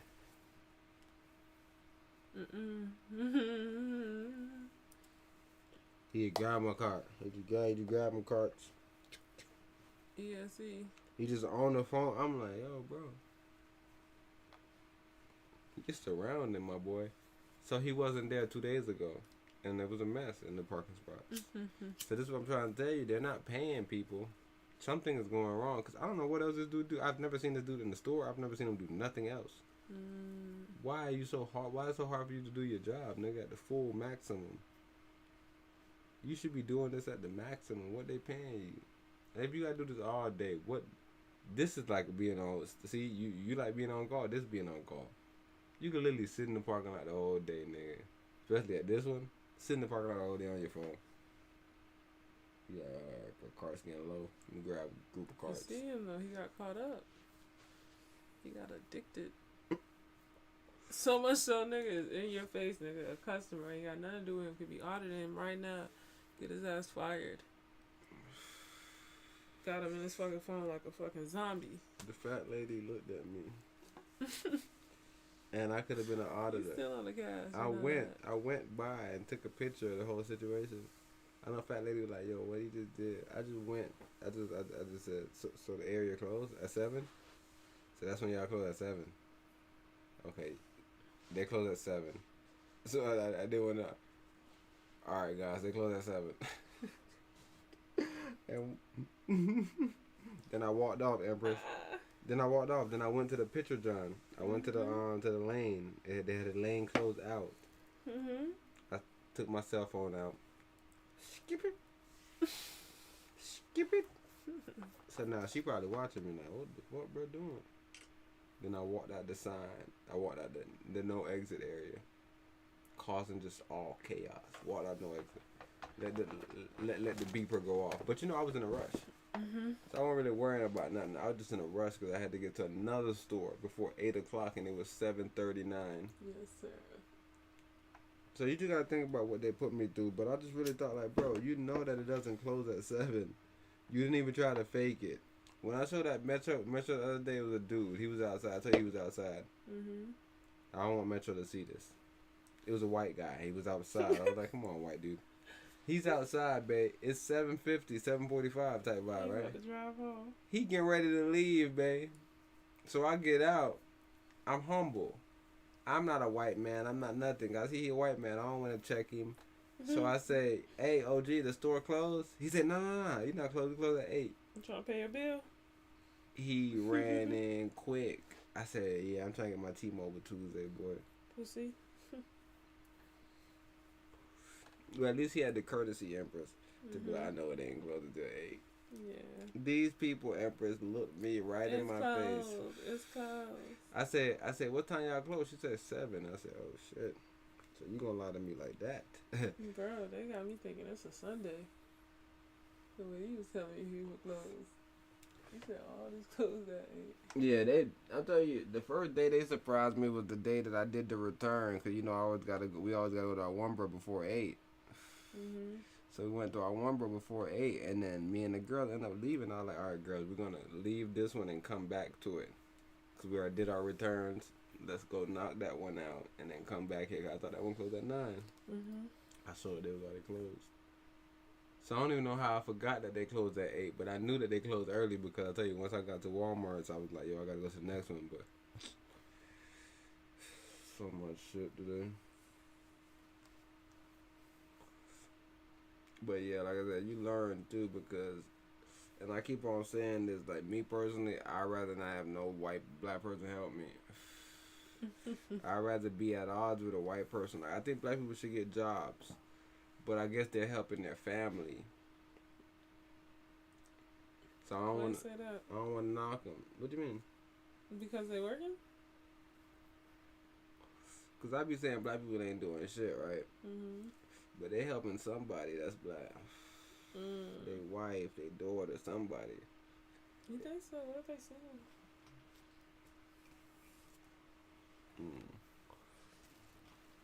They're helping themselves. Then that's a whole different situation. But in my mind, right, Empress, I was saying that they helping somebody. So, me personally, I just don't want them. So what I was saying is, Empress, they're helping somebody. So even when it comes to helping me with something that's legal, it's like a bind for them. They're like, man, I just overrode something that was illegal as fuck. A nigga brought something back that was a year old. I just overrid that bitch. I ain't trying to override something else, nigga. Cause they don't check it if you override one thing. Right. But if you override 2 shits in a week, they do an audit on your account. They say, man, this is second override in a week. No more cash here for you. Yeah, you can't override no more. The next time you need to override, you have to get a swipe from another associate or whatever. Go watch over you. They really need you to work. That's all I'm saying, Empress. I don't know who to blame, but I've been coming to grips with things, and I'm saying I can't blame black people. I just need them out of my space. Because the white boy that stepped up, he was doing something different. I wish you was there to experience him, because I wanted to tell you about him. I was like, babe, this white boy, he like trying to be over professional, and it seemed it's coming off as funny because he's like, yes sir, I surely can do that. Like I was like, bro, you know where you at. Like, cause I'm talking nice to him. Like, I'm like, excuse me, would you be able to return this? Blah, blah, blah. Yeah, I have the receipt. It's unopened. Yes, sir. He's like, yeah, surely I'll be able to do that. Give me 1 second. Wait, bro. And he kept going on in that voice, and then, like I said, eventually he had to come out of it. It's like, bro, I'm looking at you, bro. Why? How he came out of it? But he had to talk to me more than fucking 2 minutes. This whole shit is, I guess he's gonna do 2-minute bursts of like high energy, real white boy shit. But then eventually he got to, I mean, like I said, he still kind of kept it going. He's like, excuse me, if you wouldn't mind me asking, why are you returning this one? I said, well, I never opened it. I had found one cheaper, so I'm just trying to bring it back. unopened product. Change my mind. Unopened product. You can look at it. I haven't used the product. I just got one cheaper and just trying to get it off my hand, brother. He was like, I don't know what's going on. And he was trying so much, bro. And I really gotta. And that's when I say I really want white people more so. Because I think they'll risk everything. Because even the other white man I went to, like, he was honest with me. He was like, what? So she told you that if you go to the original store, they'll print the receipt out? No, but this is the receipt. This is the barcode right here on the receipt. Like, this isn't anything different. When you scan this pulls up the receipt. The same information that we see here is the same information that you would get if you scanned the receipt. I was like, what? So that black lady really had me drive from her store to another store. And like, if she would have just simply told me the truth, I would have just... I don't know what I'm doing, son. Bro, I would have just drove to that other store anyways. Because it made more sense. I never wanted to go to this one right here by us. I've been already ducking it. So I was like, no, I would just go over here. But the fact that she was like, yo, if you go back to your original store, they may be able to print the original receipt out. And I was like, but have you ever heard that? I have the receipt though. Like this, I never. And I was like, so ma'am, if I purchase something and I don't get a physical receipt, but I send it to my account, what do you mean I need the receipt? Like I seen. We out of the loop. Scammers just screenshot and barcode to return and stuff. Like I don't know. I seen if I didn't have, but. You know how amazing you have to be to screenshot the perfect barcode with the perfect return item?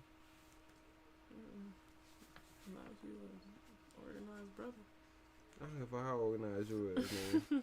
You have to literally get my product from me. Or you can go in there and get another product with the same number, I guess, right? That's what I'm saying. They got the same UBC.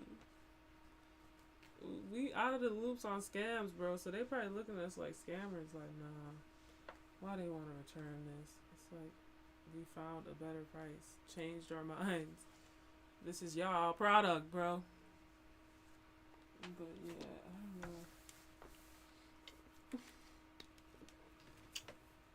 know. Yeah, that John was weird. It was a weird encounter. Bros give you two minutes with the burst of energy. Bro. He was the funniest, but like I said, I still left there highly impressed with him with his effort. But even with the black lady, like I said, I still gave her some credit. But then after I got to the white man, and he was like, "Nah." Bro, what you call that, John? When it comes to like emotional labor with blacks, they're like atrophied. Like a white person, like when they finally get around themselves, thank God I can drop it. But like with black people, it's like they don't drop anything. They've been themselves the whole day. There's no effort, no emotional labor done, bro. They just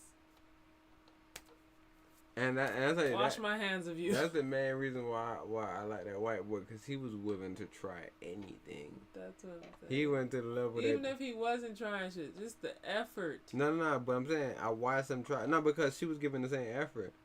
But it was time that she ran into shit. Like she got all the way to the end. She was like, oh yeah, go get it. We're about to give him the money back right now. And she's like, oh, we need the receipt number. And the white dude was like, that's the receipt number.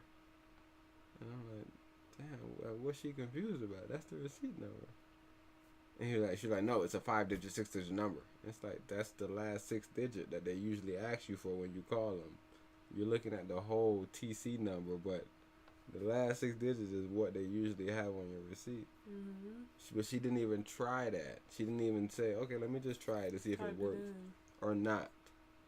So she got to that point. She was like, oh, snap, we need a receipt. You can't do this if we don't have a receipt. So then she got back to the same point again with, oh, snap, well, we could do it as a no receipt return. And I'm like, what the fuck?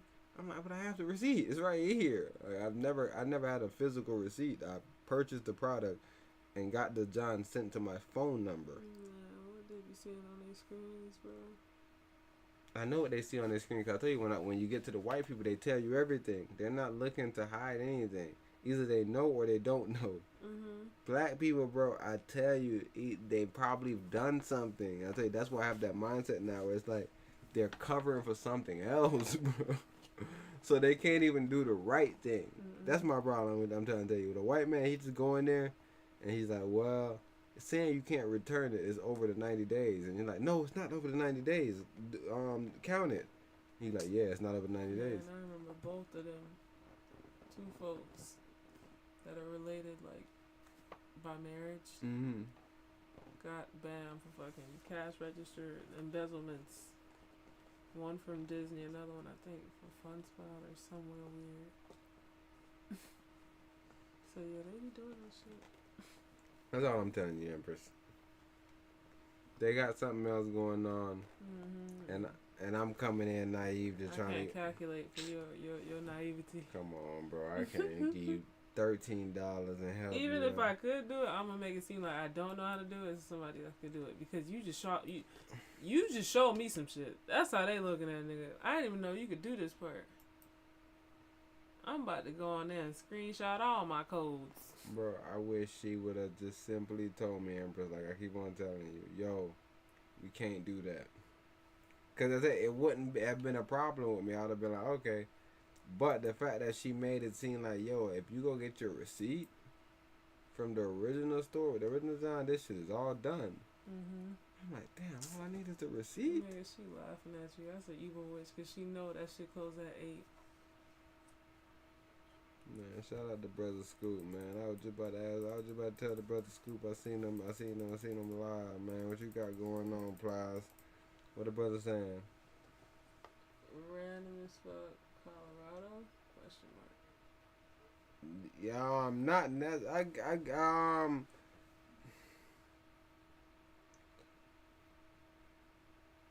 Yeah, but more. I guess cause it's the same thing like saying Florida. I mean Orlando, I guess, but like, I'm saying like more so Aurora is where most of this stuff is happening. That like, most of this big news. I guess you can say the greater Colorado area. I guess you could technically even say Denver, right? But I guess the greater Colorado area probably would be more concise of where most of the crime has been taking place at. Same thing with the situation in New York. It's mainly in New York City, kind of concentrated in a couple boroughs.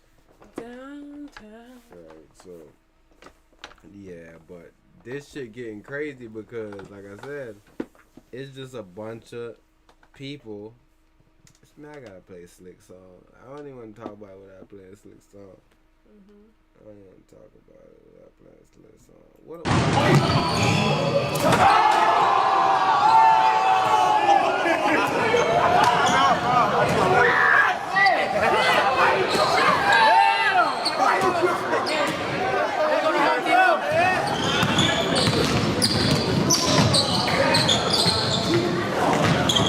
I'm supposed to be doing right now? Going to sleep. No, okay. Slit the motherfucking rule. And the John that he sent me is in my messages, in our messages, is in his messages to me. I feel like you began Facebook, right?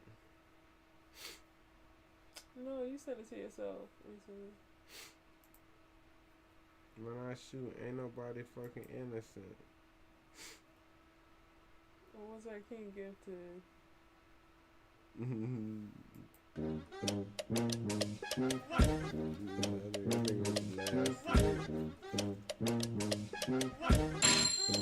See, this a vibe, boy. This is second line for your pussy. This that gifted, this that second line. This that second line. Wait, man, shout out to Gifted, man. I gotta run a Gifted. I gotta run a little bit. Baby. I'ma deep dive in that pussy, baby. I'ma be down in that pussy, baby. Knee deep. Oh, so what? I can't click out and still play it? You didn't click out, you exited out. If you would have minimized, it should have played. Damn, I just did some fucking ass wipe shit. This is the I got to go, Sebastian. Let me pour up real quick. Yes, sir, skate. On J-State. Yo, Caddy. Chance got off the crew, so a nigga had to show bowl. Smoking on the street, yeah, this guy got me slow-mo. Fuck you rappers, nigga, bitch, I don't need no promo. It's young, slick, slow, fuck you and your kinfolk, bitch, I'm Tento. Yeah, and my dress low. I keep my hand on my dick with extendo. Slow the tempo. Guns all stick up like Lambo. That's an example. Niggas play with me, nigga, this shit ain't simple. Get popped like a pimple. Giants, I make them tremble. Welcome to my temple where these trap niggas assemble. Come on, let's gamble. Shit so real, nigga, I'm trying to speak for myself. Gang, gang, gang, gang, gang, gang, gang, gang, ACMG, ACMG, nigga, I'm finna pop out. So I can't now, nigga, tell me that I'm not, nigga, I don't give a damn.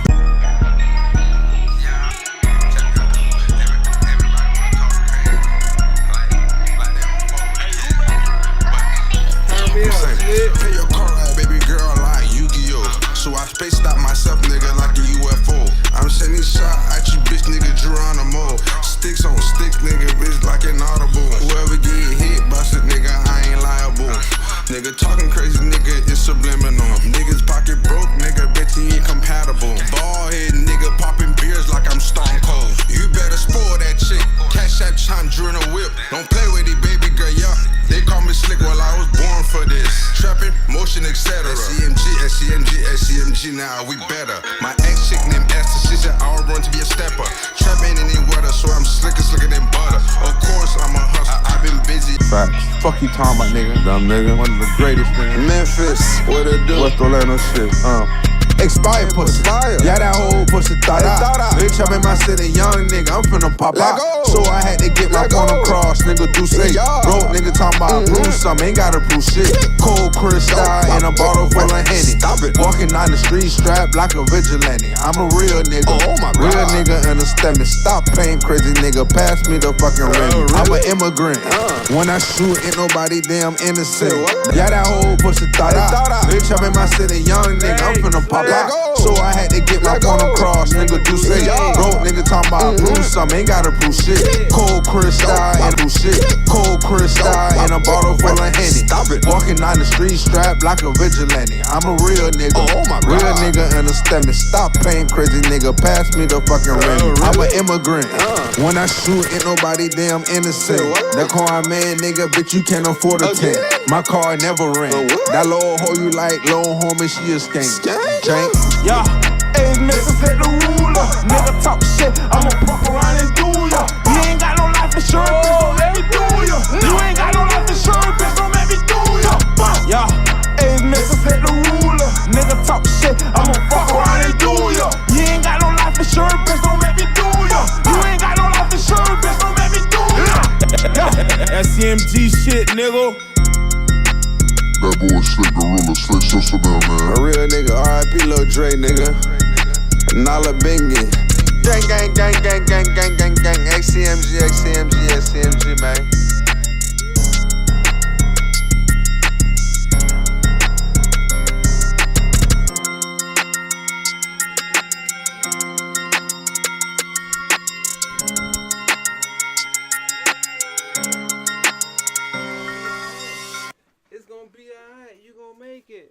Don't make them niggas act like you a baby. Yeah. That red shit, man. Fit the rules, that ball shit. Sir. Yeah. Dirty. I'm a little lean, a little perky. With my dog shit, onto the money. Kentucky Derby. I pull up in the skirt and probably swerving. My white is daddy murky. Pull up in the skirt and probably swerving. Drunk as hell, slick as you burning. Reefer, thick blunt nigga, shit look like Quinlatifah. Smoking on Molly, y'all smoking Molly, nigga. Call that shit Jetta Pinkett. I feel like 8 off. Dropping 8 bombs. I got that AR, double barrel, nigga, assault off. Yeah, in the stew, I'm sipping on that Jose Cuervo. Or I feel to take off. Bitch, I'm a boss, can't get laid off.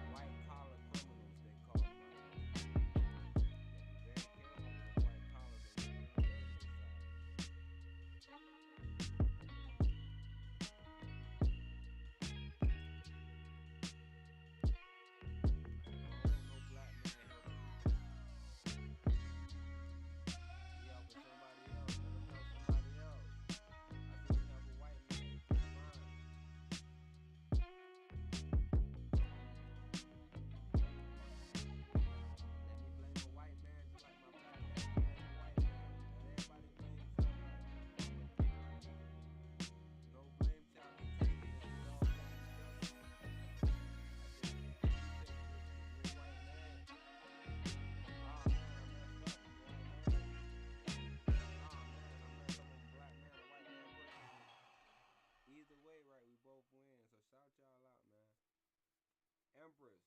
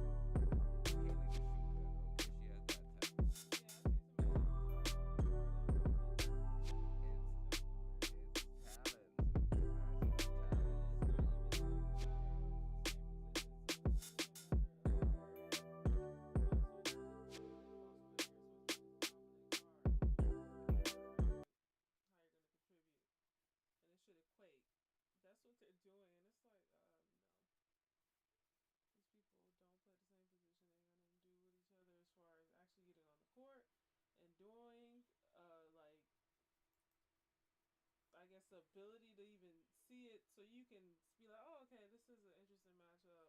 No, you can kind of do it. You do it based on team impact. Right? Yeah, that's what I'm saying. That is the basic route to it. But they're expecting, like, who was 2 post players? Like, fucking Joel Embiid and Victor. And that's not even a rivalry. It's just, nah. They're 2 good ass post players. He got more so Joel Embiid than Jokic. But man, he a rookie. Okay. Alright, Jokic? You saying? Yeah. That's a better example. Yeah. Okay. Well, yeah, so they matched up like Jokic and Embiid right now. And it's like, no, that won't ever be the case. I don't know if you know about basketball, but there should be no reason a fucking guard is posting up a post player. Yes, yeah. Like I said, I completely understand the problem. The problem is skill versus dominance. Mm-hmm. Alright, you can come in, you can like Kobe. You can easily say Kobe more skilled than LeBron, and you can like Kobe. But there is always dominance. But the difference in Angel Reed's situation, because like most big men, they shoot extremely high percentage because they're extremely close to the rim, and if they're extremely dominant, that would lead to a higher percentage shooting. Correct. But she shoots a terribly low percentage. Right? So that leads to people saying, yo, she's stat padding. She's doing this. She's stat padding? Yeah, stat padding. Stat padding. Stat padding. I don't know. She padding her stats. Padding them stats. Nah, she padding them. Because like, what's a pad? Like, what do you mean pad? Pat? Yeah. She's padding. Pat. She's padding. Now you know a pad? Oh. Padding her stats. So either way, no matter what the fuck the argument is, that's a stupid argument because like if you play basketball, bro, I don't think humans purposely miss shots to get their own rebound. Right? I think that's extremely hard to do. Cause like somebody else gonna try to get a rebound. Like it's not like that. Not in girls basketball. Nigga, I don't give a fuck what basketball it is, well, nigga. I guess in women's basketball. You can't just miss shots and just grab balls. Unless you are very good at running for balls. You gotta be extremely good and extremely aggressive to do that shit. Gonna be out of the league in 2 fucking years. Nah. That energy. Nah, it's not about energy. It's about position. I always showed you. I said, yo, look at Angel Reese, how early she works. Why not make the first basket though instead of missing? No, it's not about making it or missing it. Get your rebound. No, it's not about making it or missing it. The concept that I'm saying is that there's no players, no matter how dominant you think they are, that purposely miss shots. Okay. If they miss a fucking shot, they miss a shot. Right? It's not. Right. So now they're blaming her for not being as skilled as Caitlyn. Because her percentage is low. And that's what I was trying to explain to you. Like, Joel Embiid, his percentage is going to be 90% higher than any guard. So even though Shea was supposed to damn near win MVP and everybody thought he was supposed to win it based on his team finishing number 1, they have all these different metrics. His percentage on shooting is a little bit lower. And you can like say like, yo, look what Jokic is doing. Look what this dude is doing. Because he's getting rebound. He's doing all these things. So it's the same thing in Angel Reed's situation. But the reason why her and Caitlyn matches up so perfect is because her percentage is terrible. So she's not like a dominant big man where you can be like, bro, she's dominating the league. She's missing shots at every angle. So her percentage is extremely low. But she has a couple things that she's extremely good at, nigga. Number one, the nigga is rebounding. She's working harder than everybody, and I told you, that's her main thing. Like, cause I don't even know if she's a great rebounder in the sense of, like, I don't even know what that means. But she's a great rebounder in the sense of, bruh, she works early. Same thing on the offensive side. She's not a great scorer, but she's going to work early. So she's going to create so much open space for herself that she's going to, and that's why I say that's what ended up happening. She's out of position. She done created so much space that she's not out of position. She's moving too fast to the basket.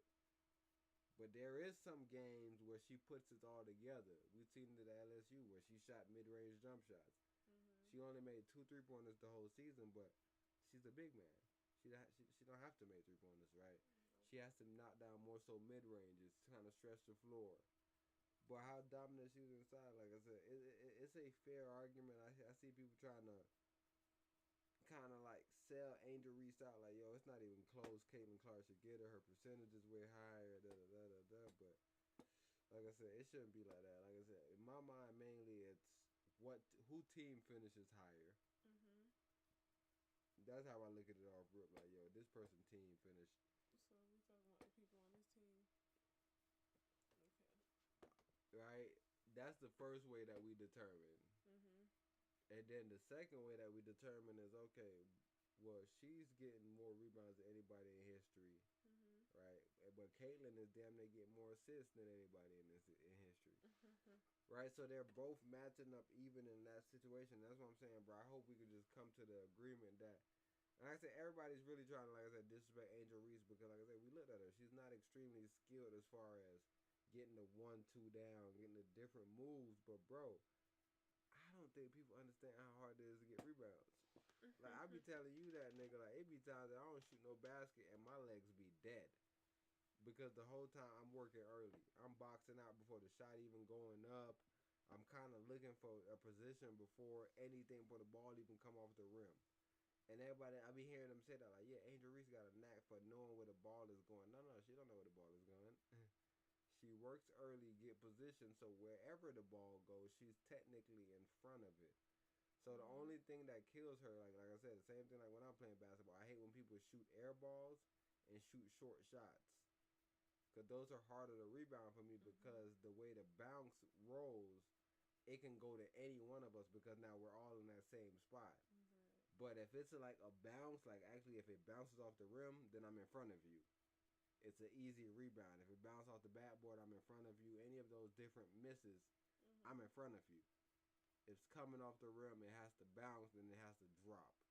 But if it just hits the front of the rim, it can like hit the fucking ground and like do like this random spin. So now all of us could dive into the middle easily.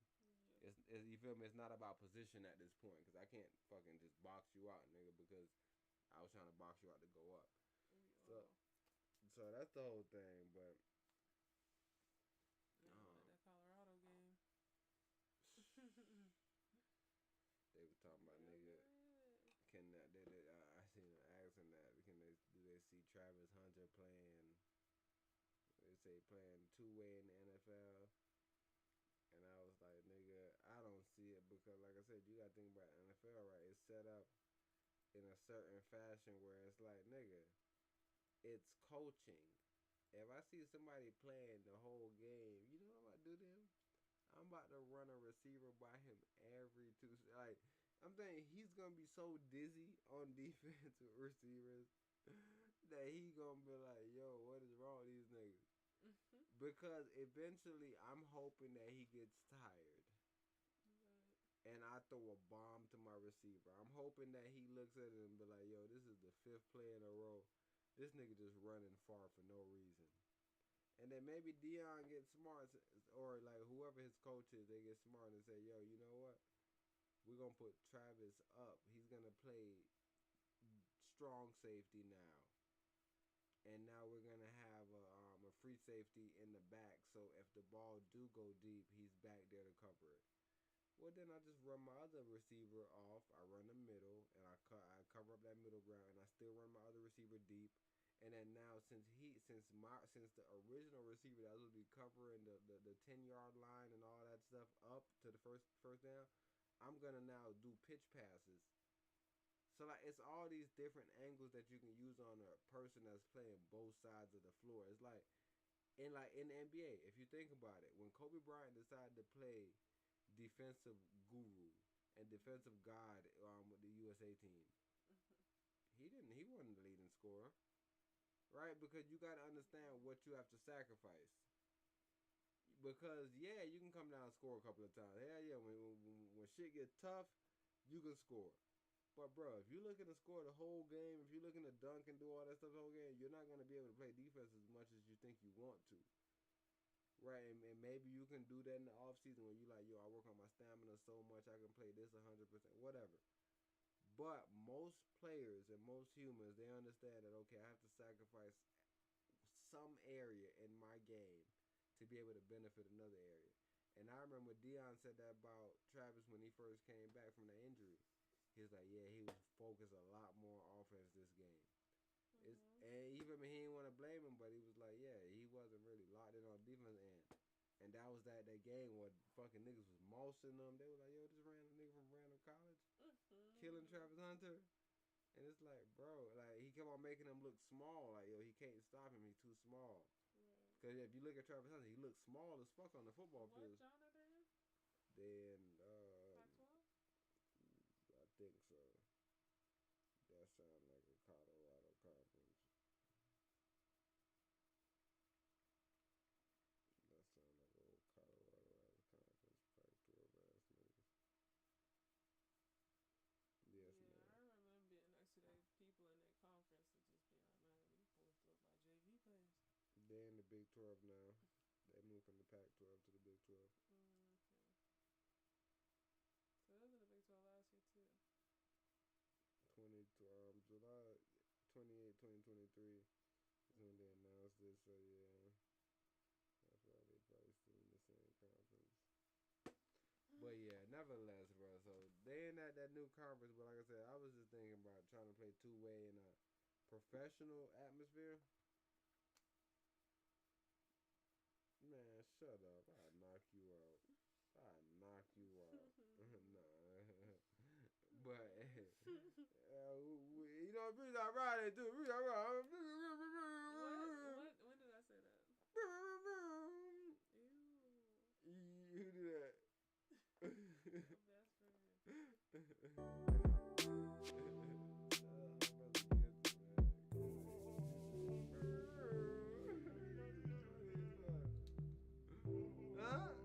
Purchase your track today.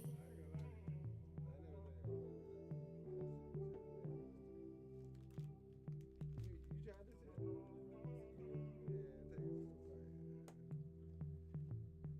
Take a little bite. Let me lay you down, give you a time of your life. See you on the strip. You see me just trying to make a dip. You see me, I see you. That's Biscoff. You didn't see me, do, but you try to act like you do. You try to act like you cooler than me. You try to act like you cooler than school, but you lame, and it's okay. I remember I was kissing you in the rain. I remember running around in the apartments. I remember you ain't even want me to park in the front. You said park in the back. Just make sure nobody could see my car. So I was in the back, like a heart attack. Everybody was like, bro, Purchase your track today. you been missing, yo. I've been with my old lady, trying to have a baby, big stomach, white, looking like an angel. Everybody wanna look. Hey, shout out.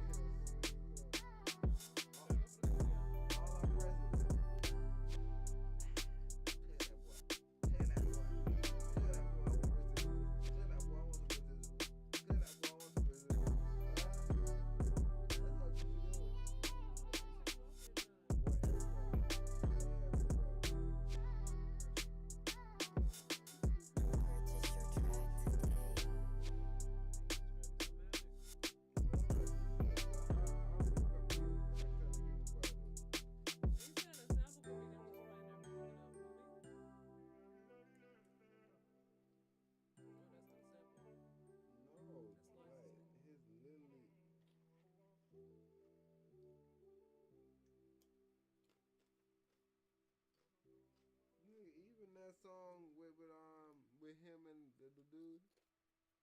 Him and the dude from the Black Butterflies, the Black Beatle Boys.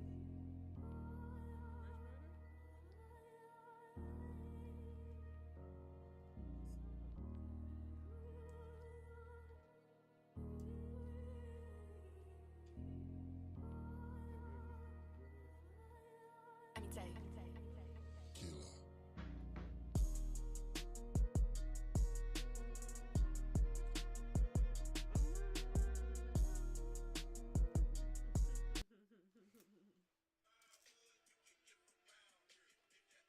That's it? This is just some of them.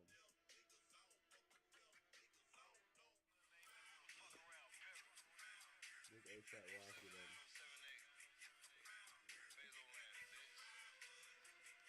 Oh. This not A$AP. That's horrible then.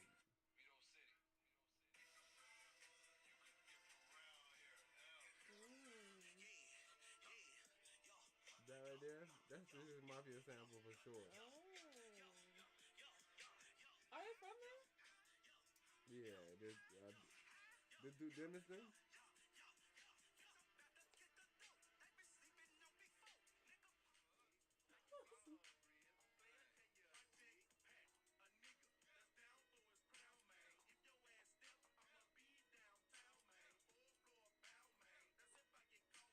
Man, these niggas are legends, man. These niggas are legends.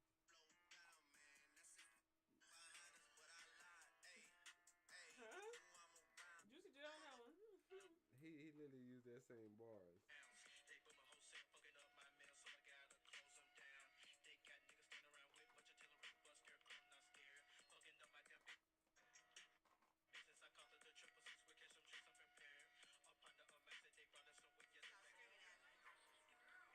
This a white chick.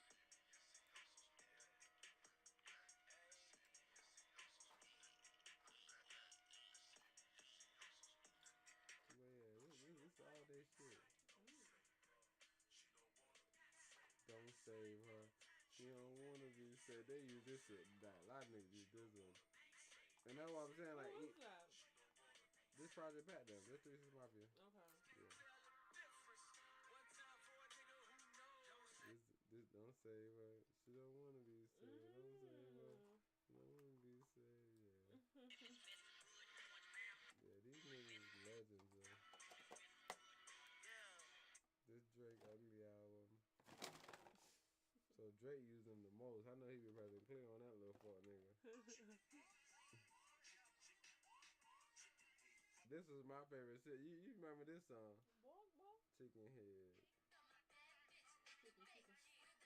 This Cardi B. This is a tailor-made. No, yeah, tailor-made freestyle.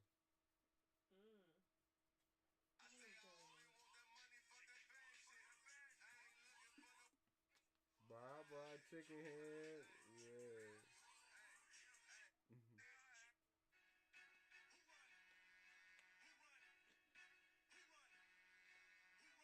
Man, you know my niggas use this who run it? I didn't know. I thought that was another girl song. Yep. Nasty Herbo. They just used that one. Face out.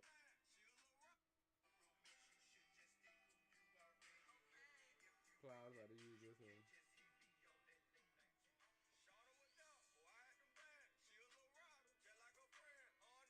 Yeah, it's like these, like corn on the car. Like that lady, right? Or girl. Man.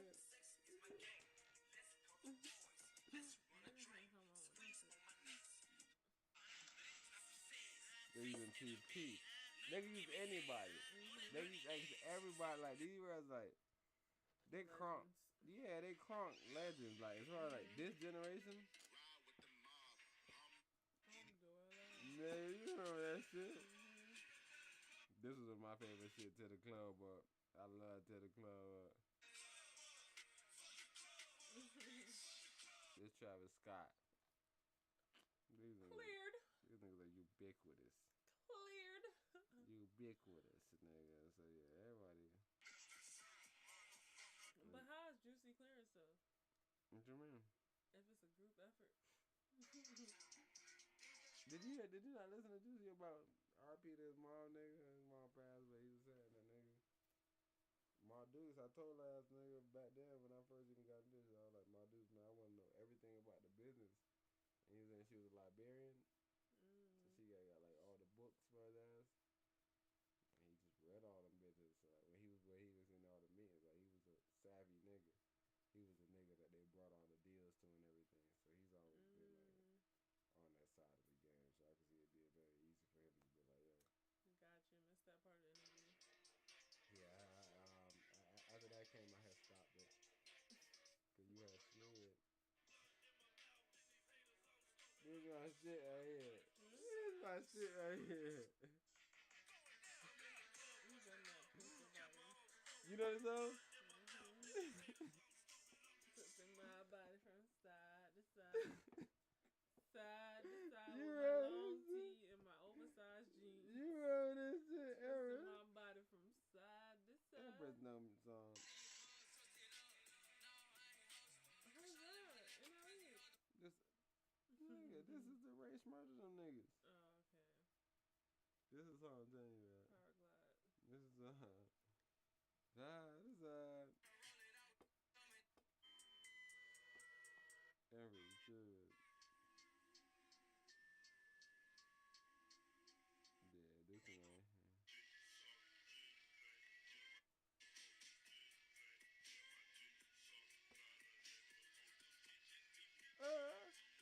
I remember a nigga used that. He just used that.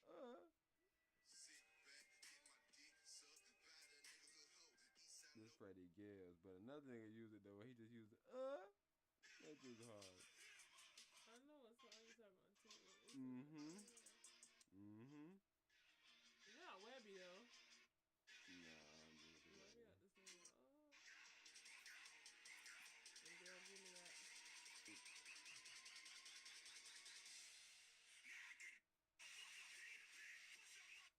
Glenn. Yo, what? What's that for that? That was my favorite song by the single. Man, Lil John, y'all nasty.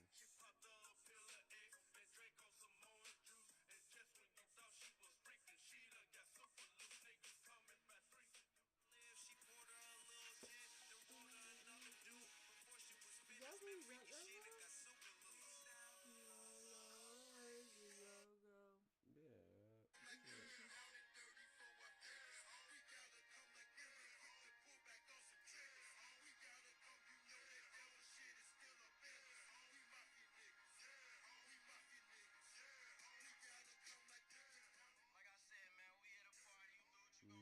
I about to say, I know a lot of niggas use that yeah ho.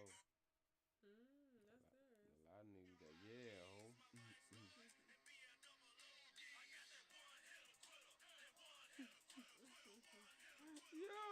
Yo, this was club fighting music back in the days, yo. Every rapper that came out. Once I seen that Travis Scott sample, I said, "Oh, this is your inspiration here." Man, every rap song that came out back in the days, Empress had every album had to have at least one song that you could fight a nigga to in the club. Every had. Man, you gotta have, bro. What are you fighting a nigga to in the club, bro? No, keep you bored, nigga. Like, what are you fighting a nigga to? You ain't fighting nobody. You ain't laid your hands on nobody tonight. I laid my hands right here. Make it out of this bitch. Yeah. I used to hate going. Like I said, I never went to clubs, but I remember everybody used to say that they used to go to that one club. I seen you in that line. That one club. The club that you went to though, and you seen your coach, and you seen you seen everybody. My coach. You seen your uncle, you seen everybody in there. No, that's another club. Either way, man, you seen your coach, you seen somebody in this club. I seen my uncle DJ. You see your uncle in this club though. Who you seen in this club though? The one down here.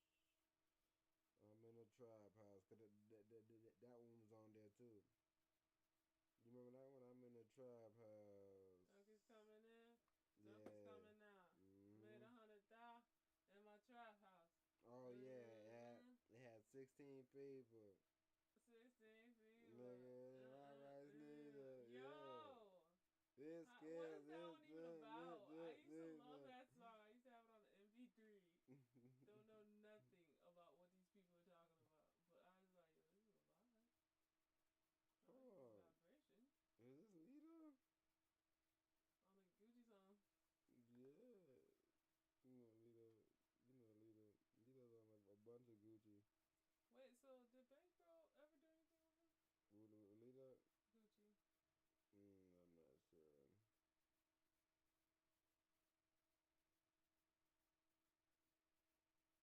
Hold on, but what the fuck is All Star, bro? Do y'all think All Star was the song? Let me mute my dad.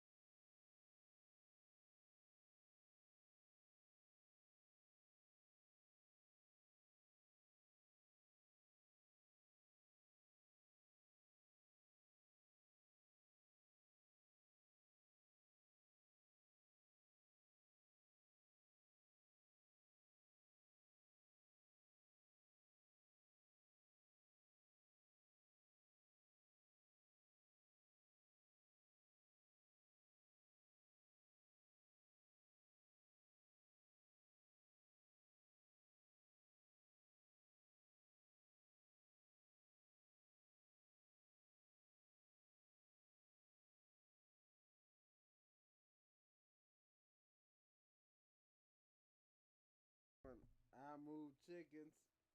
I move chickens. I move chickens. You know. What is this brother talking about, y'all? You knew that one, but Empress. No, we don't know about the hypertension chickens. I move chickens. I move chickens. I move chickens. So what's that one? Is that what Nicki Minaj? What? Gucci and Nicki doing? I move chickens. I think I love her.